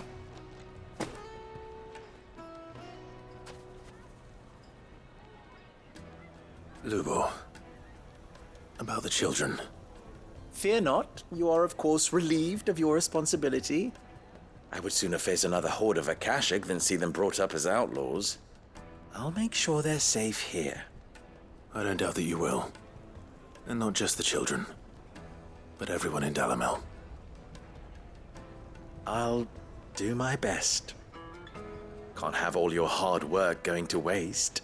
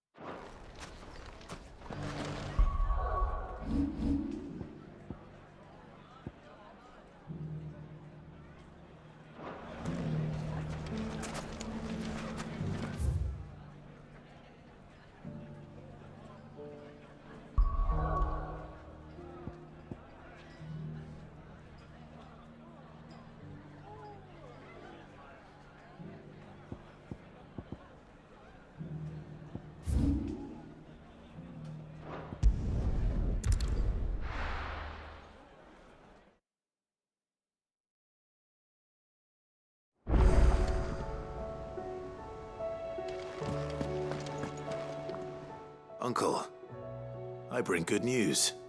The Field Marshal has agreed to your plan. Ha! Of course he has. I didn't doubt you for a moment, dear boy. Rutherford is accompanying him back to your manor in Port Isolde as we speak. They will await your return there. As will one other. One other? Who, exactly? Lord Havel was concerned that even if he could get the realm's armies to agree to an accord, he might not be as successful in convincing those with political power. He asked if I might have a solution, and I suggested a certain Imperial Lord Magistrate turned Liberator. One of your co-conspirators? Master Quinton would probably call me one of his, but yes. Another outlaw, then. Just the thing we need to put these rotten politicos in their places. Good thinking, Clive. I'm glad you approve. The more the merrier, eh? Uncle, assuming Havel and Quinton can solve our problem with the armies, you still haven't mentioned how we might manage the grain shortages. Oh, don't you worry, my boy. The 7 high houses will be seeing to that. They have all agreed to make the most generous of donations. Oh, of course, it did take a little persuasion, but luckily I had some unexpected help. From who? Why, you, my boy. Rumor has it that you rescued the Lady Ariane's head steward Rockford from a horde of bloodthirsty bandits. It was more of a handful. Well, the old battle axe was so pleased. She had a shipload of talents delivered to my private docks by the next new moon. And when the other houses saw the parsimonious old crone's purse strings finally loosen, they as good as tripped over themselves in the rush to follow suit. I'm happy to hear it. Now, I must be getting back to the manor. Join us there at your earliest convenience, would you? Of course, Uncle.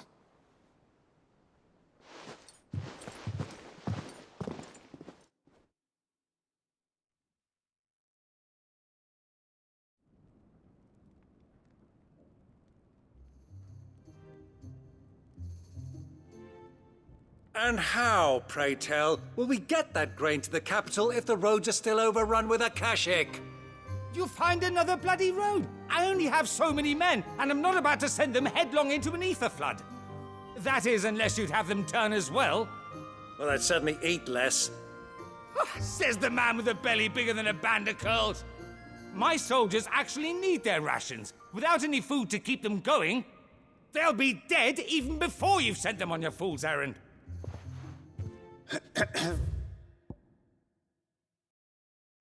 If I may, gentlemen, perhaps I might suggest an alternative approach. Though supply routes are indeed disrupted, there is no shortage of ships. Indeed, they bob away in every bay from here to Randalar, awaiting a safe haven.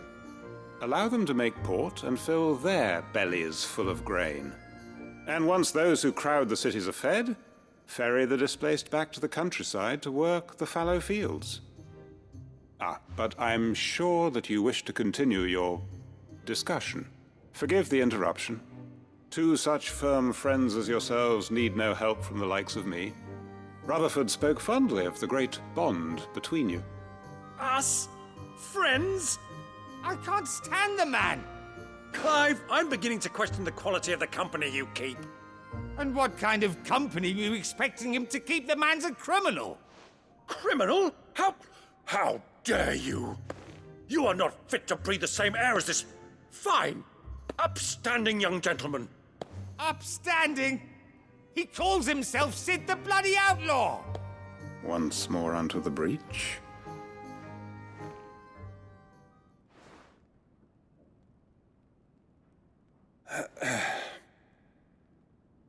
Shall we begin again? What we seek here is not to create a new nation, nor to claim the thrones of those that already exist. We wish simply to bring stability to the realm that mankind might weather the current storm. And to do that, we must convince those in power, the generals, the statesmen, the nobles, that our cause is just. There will be disagreements, yes. And I imagine some resistance, much resistance. But we cannot let that deter us. If we show them the path, show them that we walk it ourselves, then I am confident they will follow. The fate of the world lies in my nephew's hands, but the well-being of her people lies in ours. And we must not squander the chance that Clive has given us. Uncle Byron, Now, with that settled, let's move on to the signing of the Accord. For what great moment in history hasn't been accompanied by a little ceremony?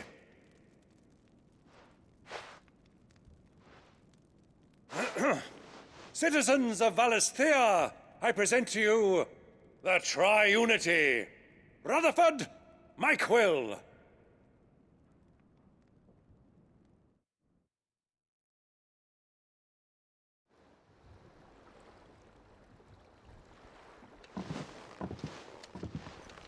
Well, my boy, the stage is set. That it is. This is the role you were born for. Now I ask only that you trust in the talents of your supporting cast. We shall play our parts to the best of our abilities, that you might have the opportunity to shine. The realm needs its Sir Crandall. And there is no better Crandall than you, Clive. I want you to keep this signed accord as proof of our faith in you. I will. Thank you, Uncle.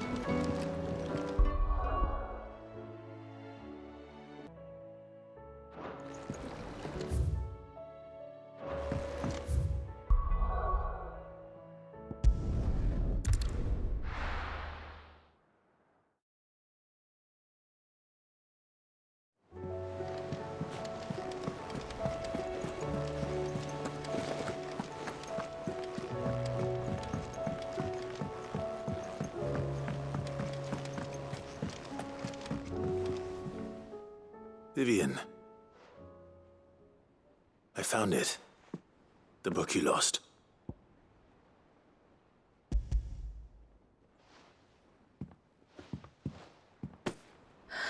You found it. Thank you, Clive. Even though I asked this of you, I was not entirely sure it would be possible. I feared the executors had seized every copy. I met with one of these executors, and I convinced him to let me keep it. He told me something. That the truth is just a matter of collective belief. And that if enough people believe a lie, that lie becomes the truth. It does. But it also means that the truth is not immutable. That it can be changed. Provided that those who wish to change it can convince enough people that their perspective is the correct one. As the sad history of the bearers proves. You said that the book inspired you to become a scholar. It did. Or its author, rather. She was a heretic, you see. A firebrand and a dissenter. A gallows stood ready for her in every corner of the realm. And by shunning society, or perhaps being shunned by it, she stumbled upon a truth so potent that an entire realm trembled at the prospect of its utterance. I, too, have always felt somehow set apart from the world of men. A stranger to my own species. She taught me that my solitude was not a curse, but a gift. And that, though my journey to the truth might be a lonely one, what I found at my destination would be more than worth the cost. Do you still feel that way? That you're not one of us? Honestly, I'm not entirely sure anymore. Since coming to the hideaway, I find my thinking somewhat clouded. Perhaps the result of studying mankind from a rather closer perspective than I had intended. But the more I study, the more I find value in this perspective. In looking not from the outside, but from within. So if you'll permit me, I'd like to continue my work here. Remember, Clive, when enough people believe, belief begets truth. Give the men and women of this benighted world the gift of truth. Make them believe in you, as I do. I'll try, Vivian. I'll try.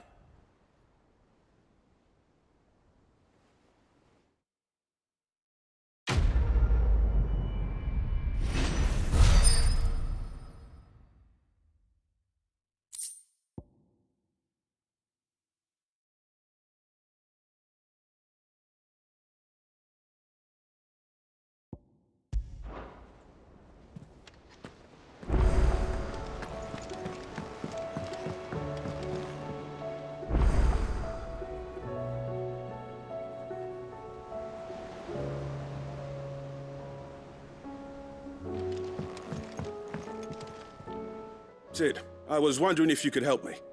It depends what with. A bearer, but recently freed from his bonds, is keen to join the Curse Breakers. As you know, the work we do is not easy, which is why we test every volunteer's suitability. I was hoping you could oversee this one's evaluation. I don't mind, but why this one? Because he wants to be a scout.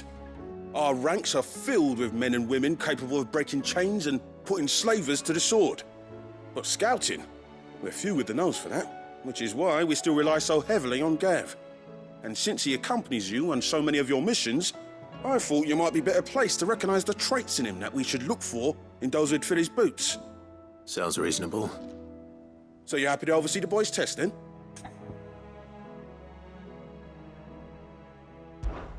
One can never have too many scouts. Truer words, Sid. I'll let the initiate know that you'll be attending his trial, and that he is to proceed directly to Northreach in readiness. No time like the present, eh? No time like the present. I'll await you there.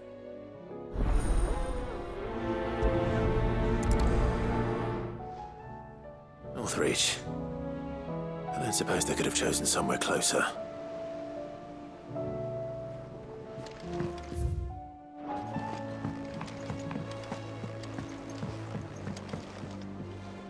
Sid, do you have a moment? By all means. It's my old master. Seems there's no escaping her. She found some way to send me a letter. And something else. Records from a Waluda prison. Seems they were keeping a lot of bearers there. How did she come by such a thing? Finding bearers always was her strong point. And it seems the cells of Balmung Dark are full of them. Foreign captives, the masterless. Bearers no one would miss. And even better for her, bearers with no one to look after them. When ether started lapping at the walls, the jailers fled. Leaving the bearers to be liberated by whoever happened to come along next. Sid, I'd like to believe that I've earned your trust by now. And while I'm well aware that you've forbidden Cursebreakers from traveling to Waloed, I can't let those bearers die in their cells. I'd rather risk shipwreck on the Shadow Coast than leave them to starve. We'll be needing the Enterprise if we're going to navigate the Narrow. Does that mean... I'm making an exception, but we travel together. And we stay no longer than we have to. Ash is an inhospitable place at the best of times. We save as many as we can, and we leave. Thank you, Sid. There was a name in the prison register. A name from my past. Chadwick. Another of my former master's protégés. A gifted soldier, and the closest thing I had to family. The thought of him held captive in that place. He must be very important to you. He was. Is. Then we find him.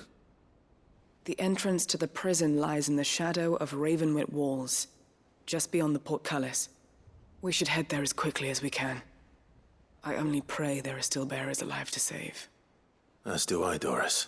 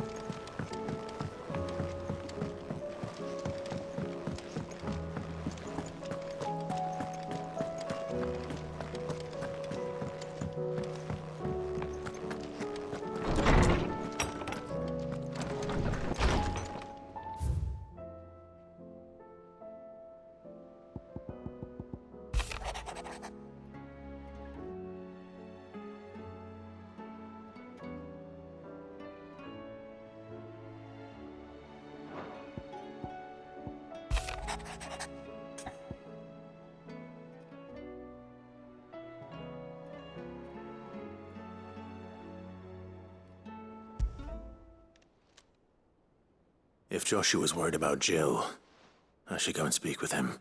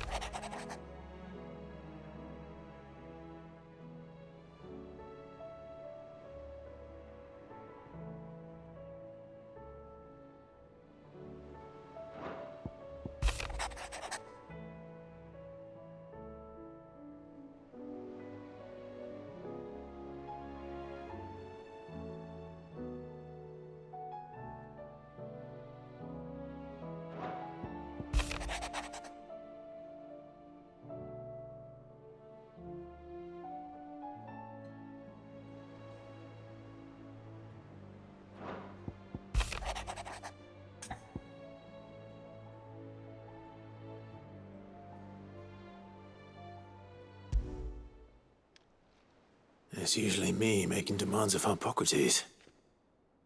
I wonder what this is about.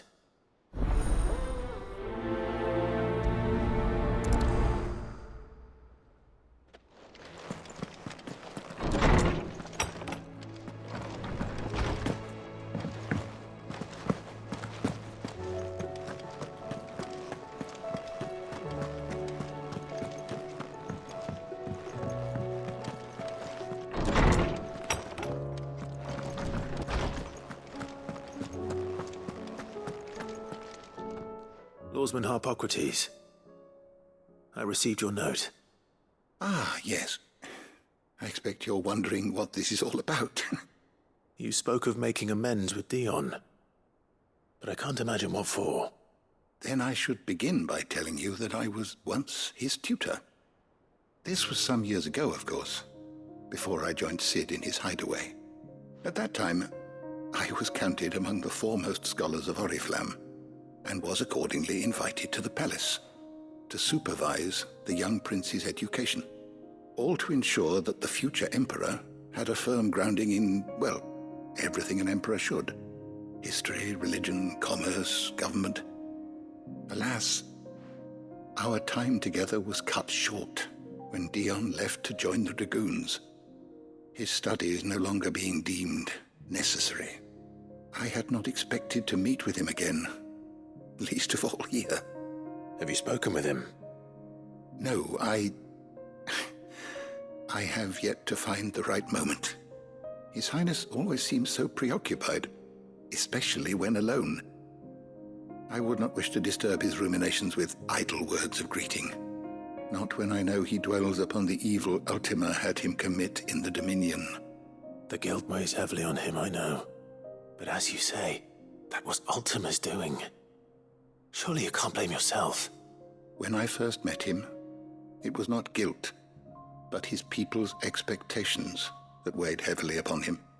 And I did nothing to ease that burden. He bore it alone, until the day he could not bear it any longer. It is one of my greatest regrets that I only ever offered him my wisdom, when what he truly needed was friendship. The blame for Dion's transgressions lies not only on his shoulders, but on mine. I see. I'm ready to help you in any way that I can.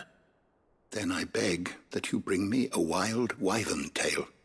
Apothecaries across the ages agree that even to glimpse such a flower is to be granted inner solace.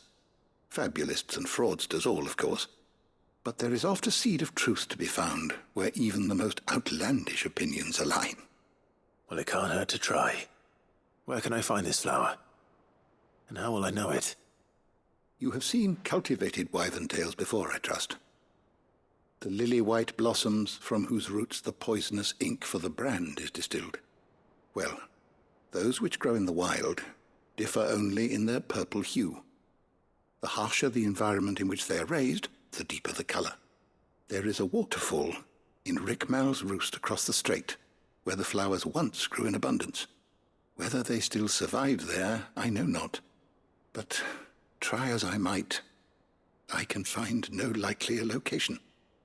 It's all right. I'll find you a wyvern tail one way or another. Thank you, Clive. And please, be safe.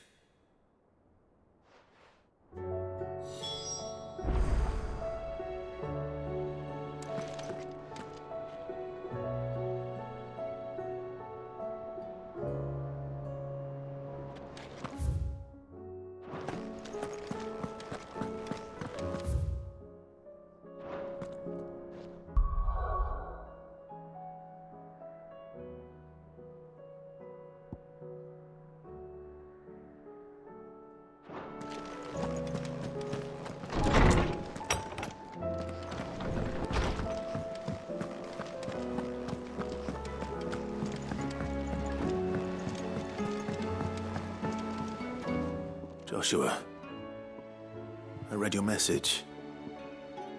You're right. Jill is different. I don't think I'd realized how different, but since we returned from Drake's spine, I've felt it more and more. I suppose it's not hard to imagine why. She doesn't think she belongs anymore. And that's why we need to remind her she is still one of us. To let her know that we still need her. Now more than ever. That you still need her. But how to do that? When last we were truly close, we were but children. Of course. Do you remember the time we accompanied Father on his annual tour of the Duchy? And Jill and I broke from the procession to ride up Man's Hill. To see the snow daisies, I remember. It was the first time Father had allowed us to join him. And when he realized you were missing, he had the entire retinue down to the pot boys combing the countryside. In the rain.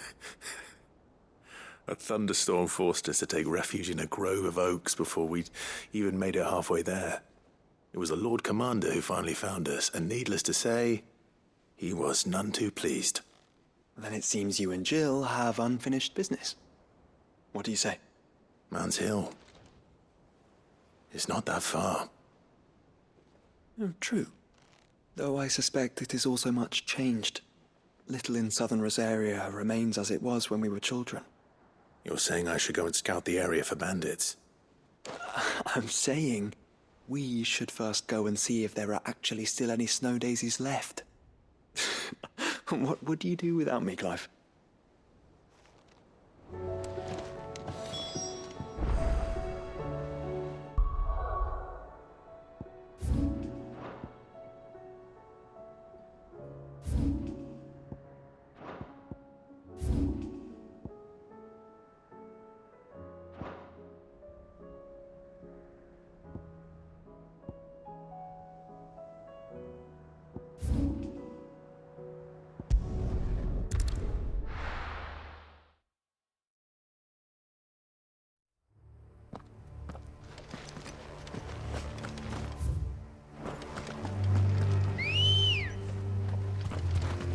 Doris is waiting for me near Balmung Dark.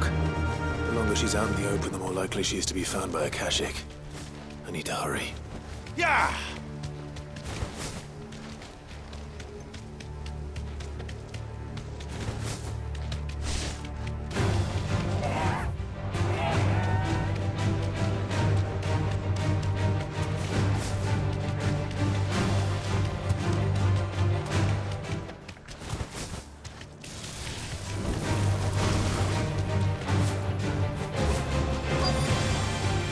No need to ride from here.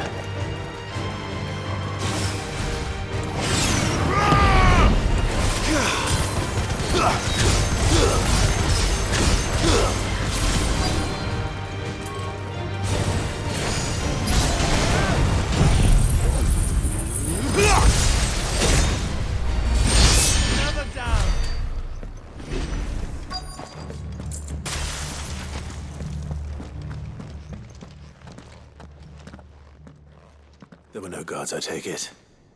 None manning the gates, no. It's a different story inside, though. The corridors are crawling with Akashic. Most likely guards left behind when the wardens ran. If Chadwick was being held here, I worry that he may already be. Don't give up hope just yet, but let's move quickly. Let me check the ground floor. The ether's thickest there. Then I'll search the upper level. Good luck, Sid. Stay safe.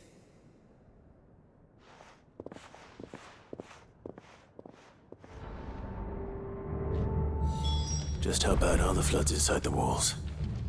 Bad enough to turn a bearer? I hope not. We're risking a lot just being here.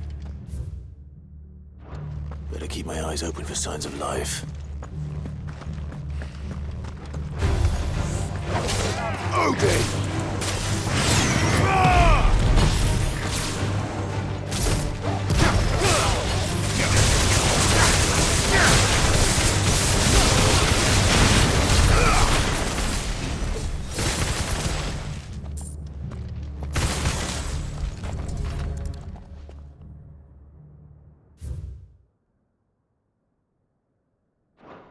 So this place was no ordinary prison. And I doubt they'll have taken the creature with them when they fled.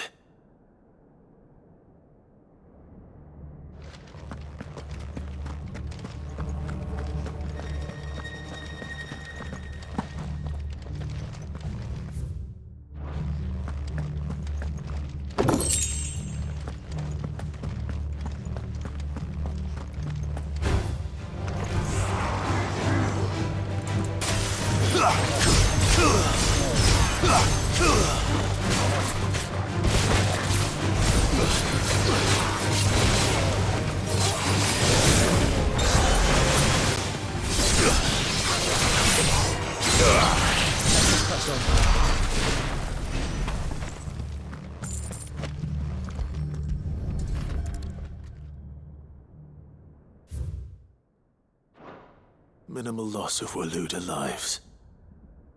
And what happens when they run out of bearers? Even the Imperials take better care of their branded than that.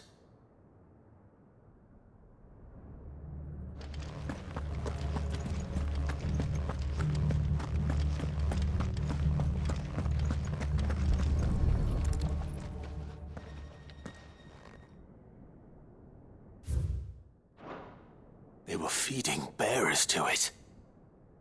This is even worse than I'd feared. Nothing but a caching down here. Hopefully things are looking better upstairs. I should go and see how Doris is getting on.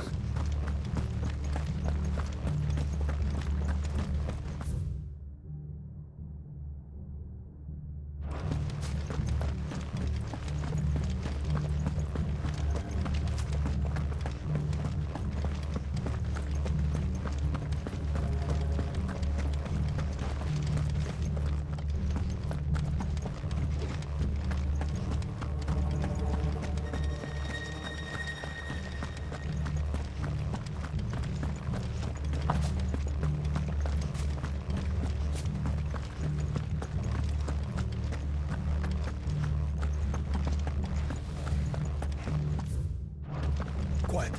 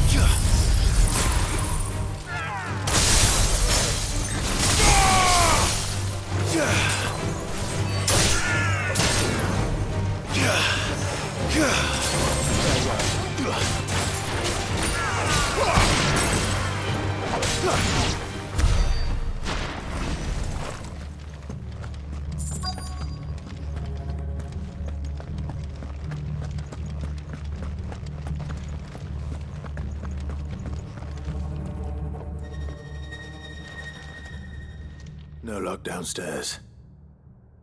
But I did find out that this place was more than just a prison. Something far more sinister was happening here. I know. I've been reading some of these documents, and it can't be true, can it? Bearers die every day in service of their masters, but this is so much worse. Pitting bearers against a wild beast armed with nothing but their wits? And all in order to bring about more death. And not just those who could fight, but the elderly, children even. And those who wouldn't or couldn't were disposed of. Whatever that means. I'm afraid it means they were fed to the monstrosity they kept here. Then we're too late. And I was a fool to bring you here. Don't say that. Did you find anything else? A key. But it doesn't fit any of the locks on this floor. Perhaps it will fit one of the doors downstairs. There's a corridor I haven't searched yet. Finish up here, then come and find me when you're ready. All right. I'll be there in a moment.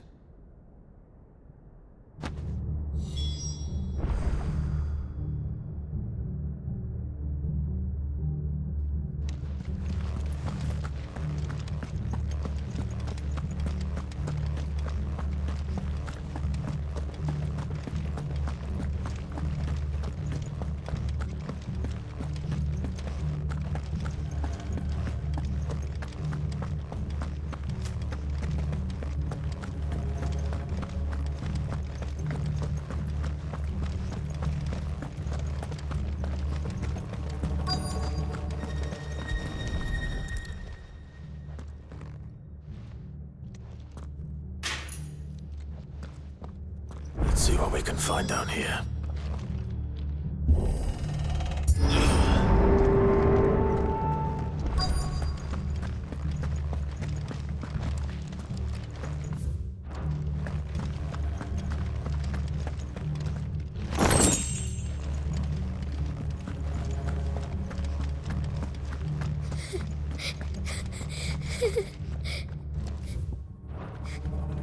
A survivor. And she sounds close.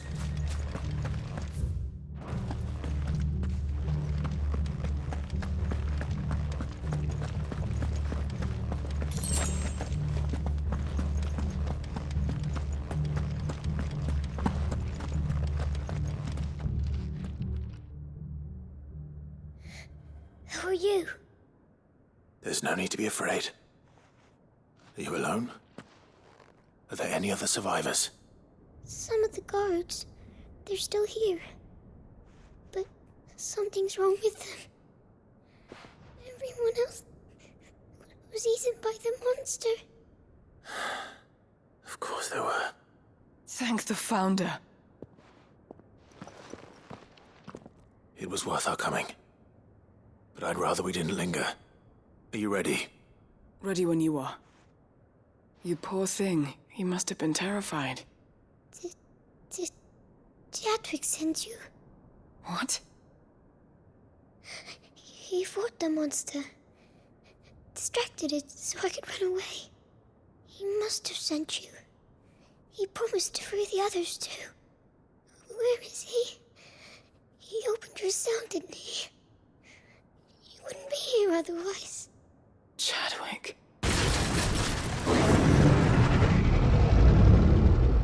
Was that? Monster's back! Chadwick, help! We have to get out of here. Doris, keep the girl safe. All right. You put that bearer-eating bastard in the ground.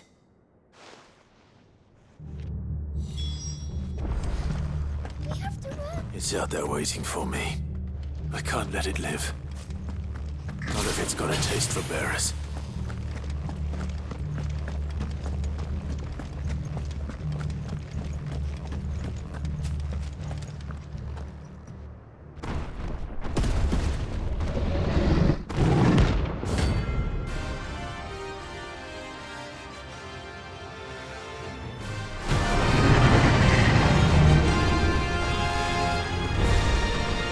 The beast will wreak havoc if it ever leaves the prison.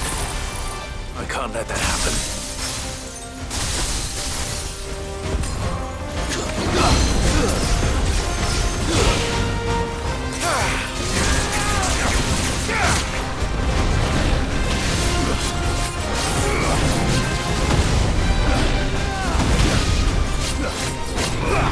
Let's try.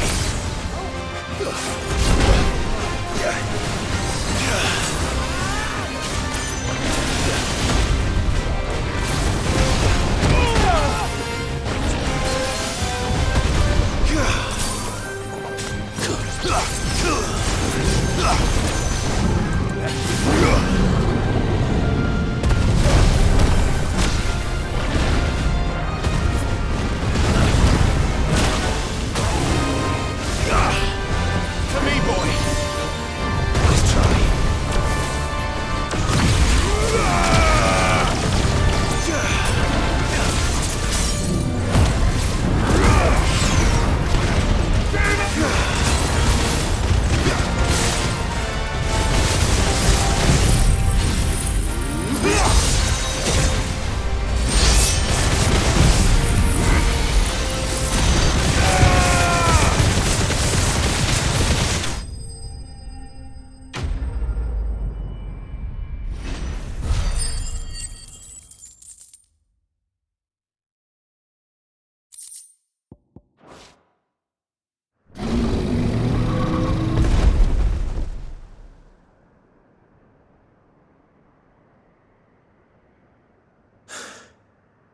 Finally.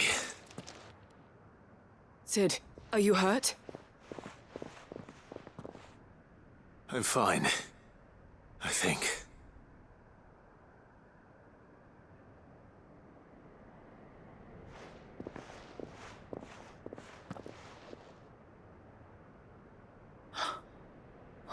No.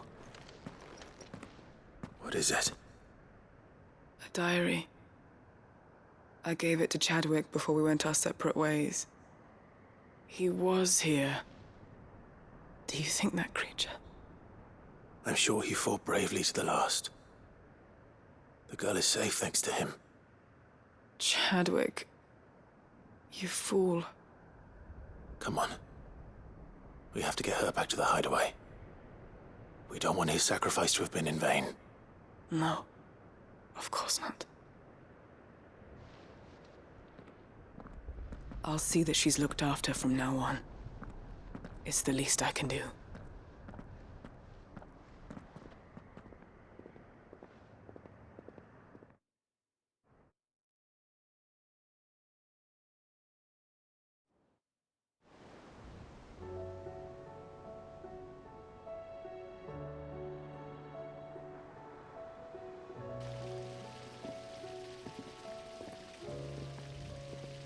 From what I hear, you've barely left the girl's side in days. I hope she's recovering from her ordeal. She is.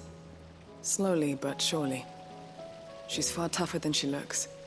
I thank the flames we found her. If we hadn't... I know. But we did. I'm sorry we weren't able to save Chadwick. There's no need to apologize. Without your help, I would never have found out what happened to him. How he fought to the bitter end to save her. To save Haida Marie. That's the man I remember. The man I thought of as a brother. I wish I could have met him. I'd like to hear more about your past. If you don't mind, that is. Of course. You already met my former master. She trained Chadwick and I to do two things. Kill and obey. We were supposed to be sold to the highest bidder when the time came. But no bid was ever high enough to convince her to part with us. For years, we were her daggers in the shadows. But we could never quite shake our doubts about the things she made us do. And then, one day, we just couldn't do them anymore. So we escaped. But staying together was out of the question. They would have found us too easily. After so many years of training, the pull to serve was always strong. It scared me to think he might have taken another master, become a dagger in someone else's hand. But even in captivity, the battles he fought were his own. And he died not as someone's tool, but as a hero. Haida Marie is proof of that. Bearers can cast off their shackles. And the Cursebreakers will show them how. I'll fight until my dying breath to see it done. For Chadwick, and for all of us. Thank you, Doris. We'll be counting on you.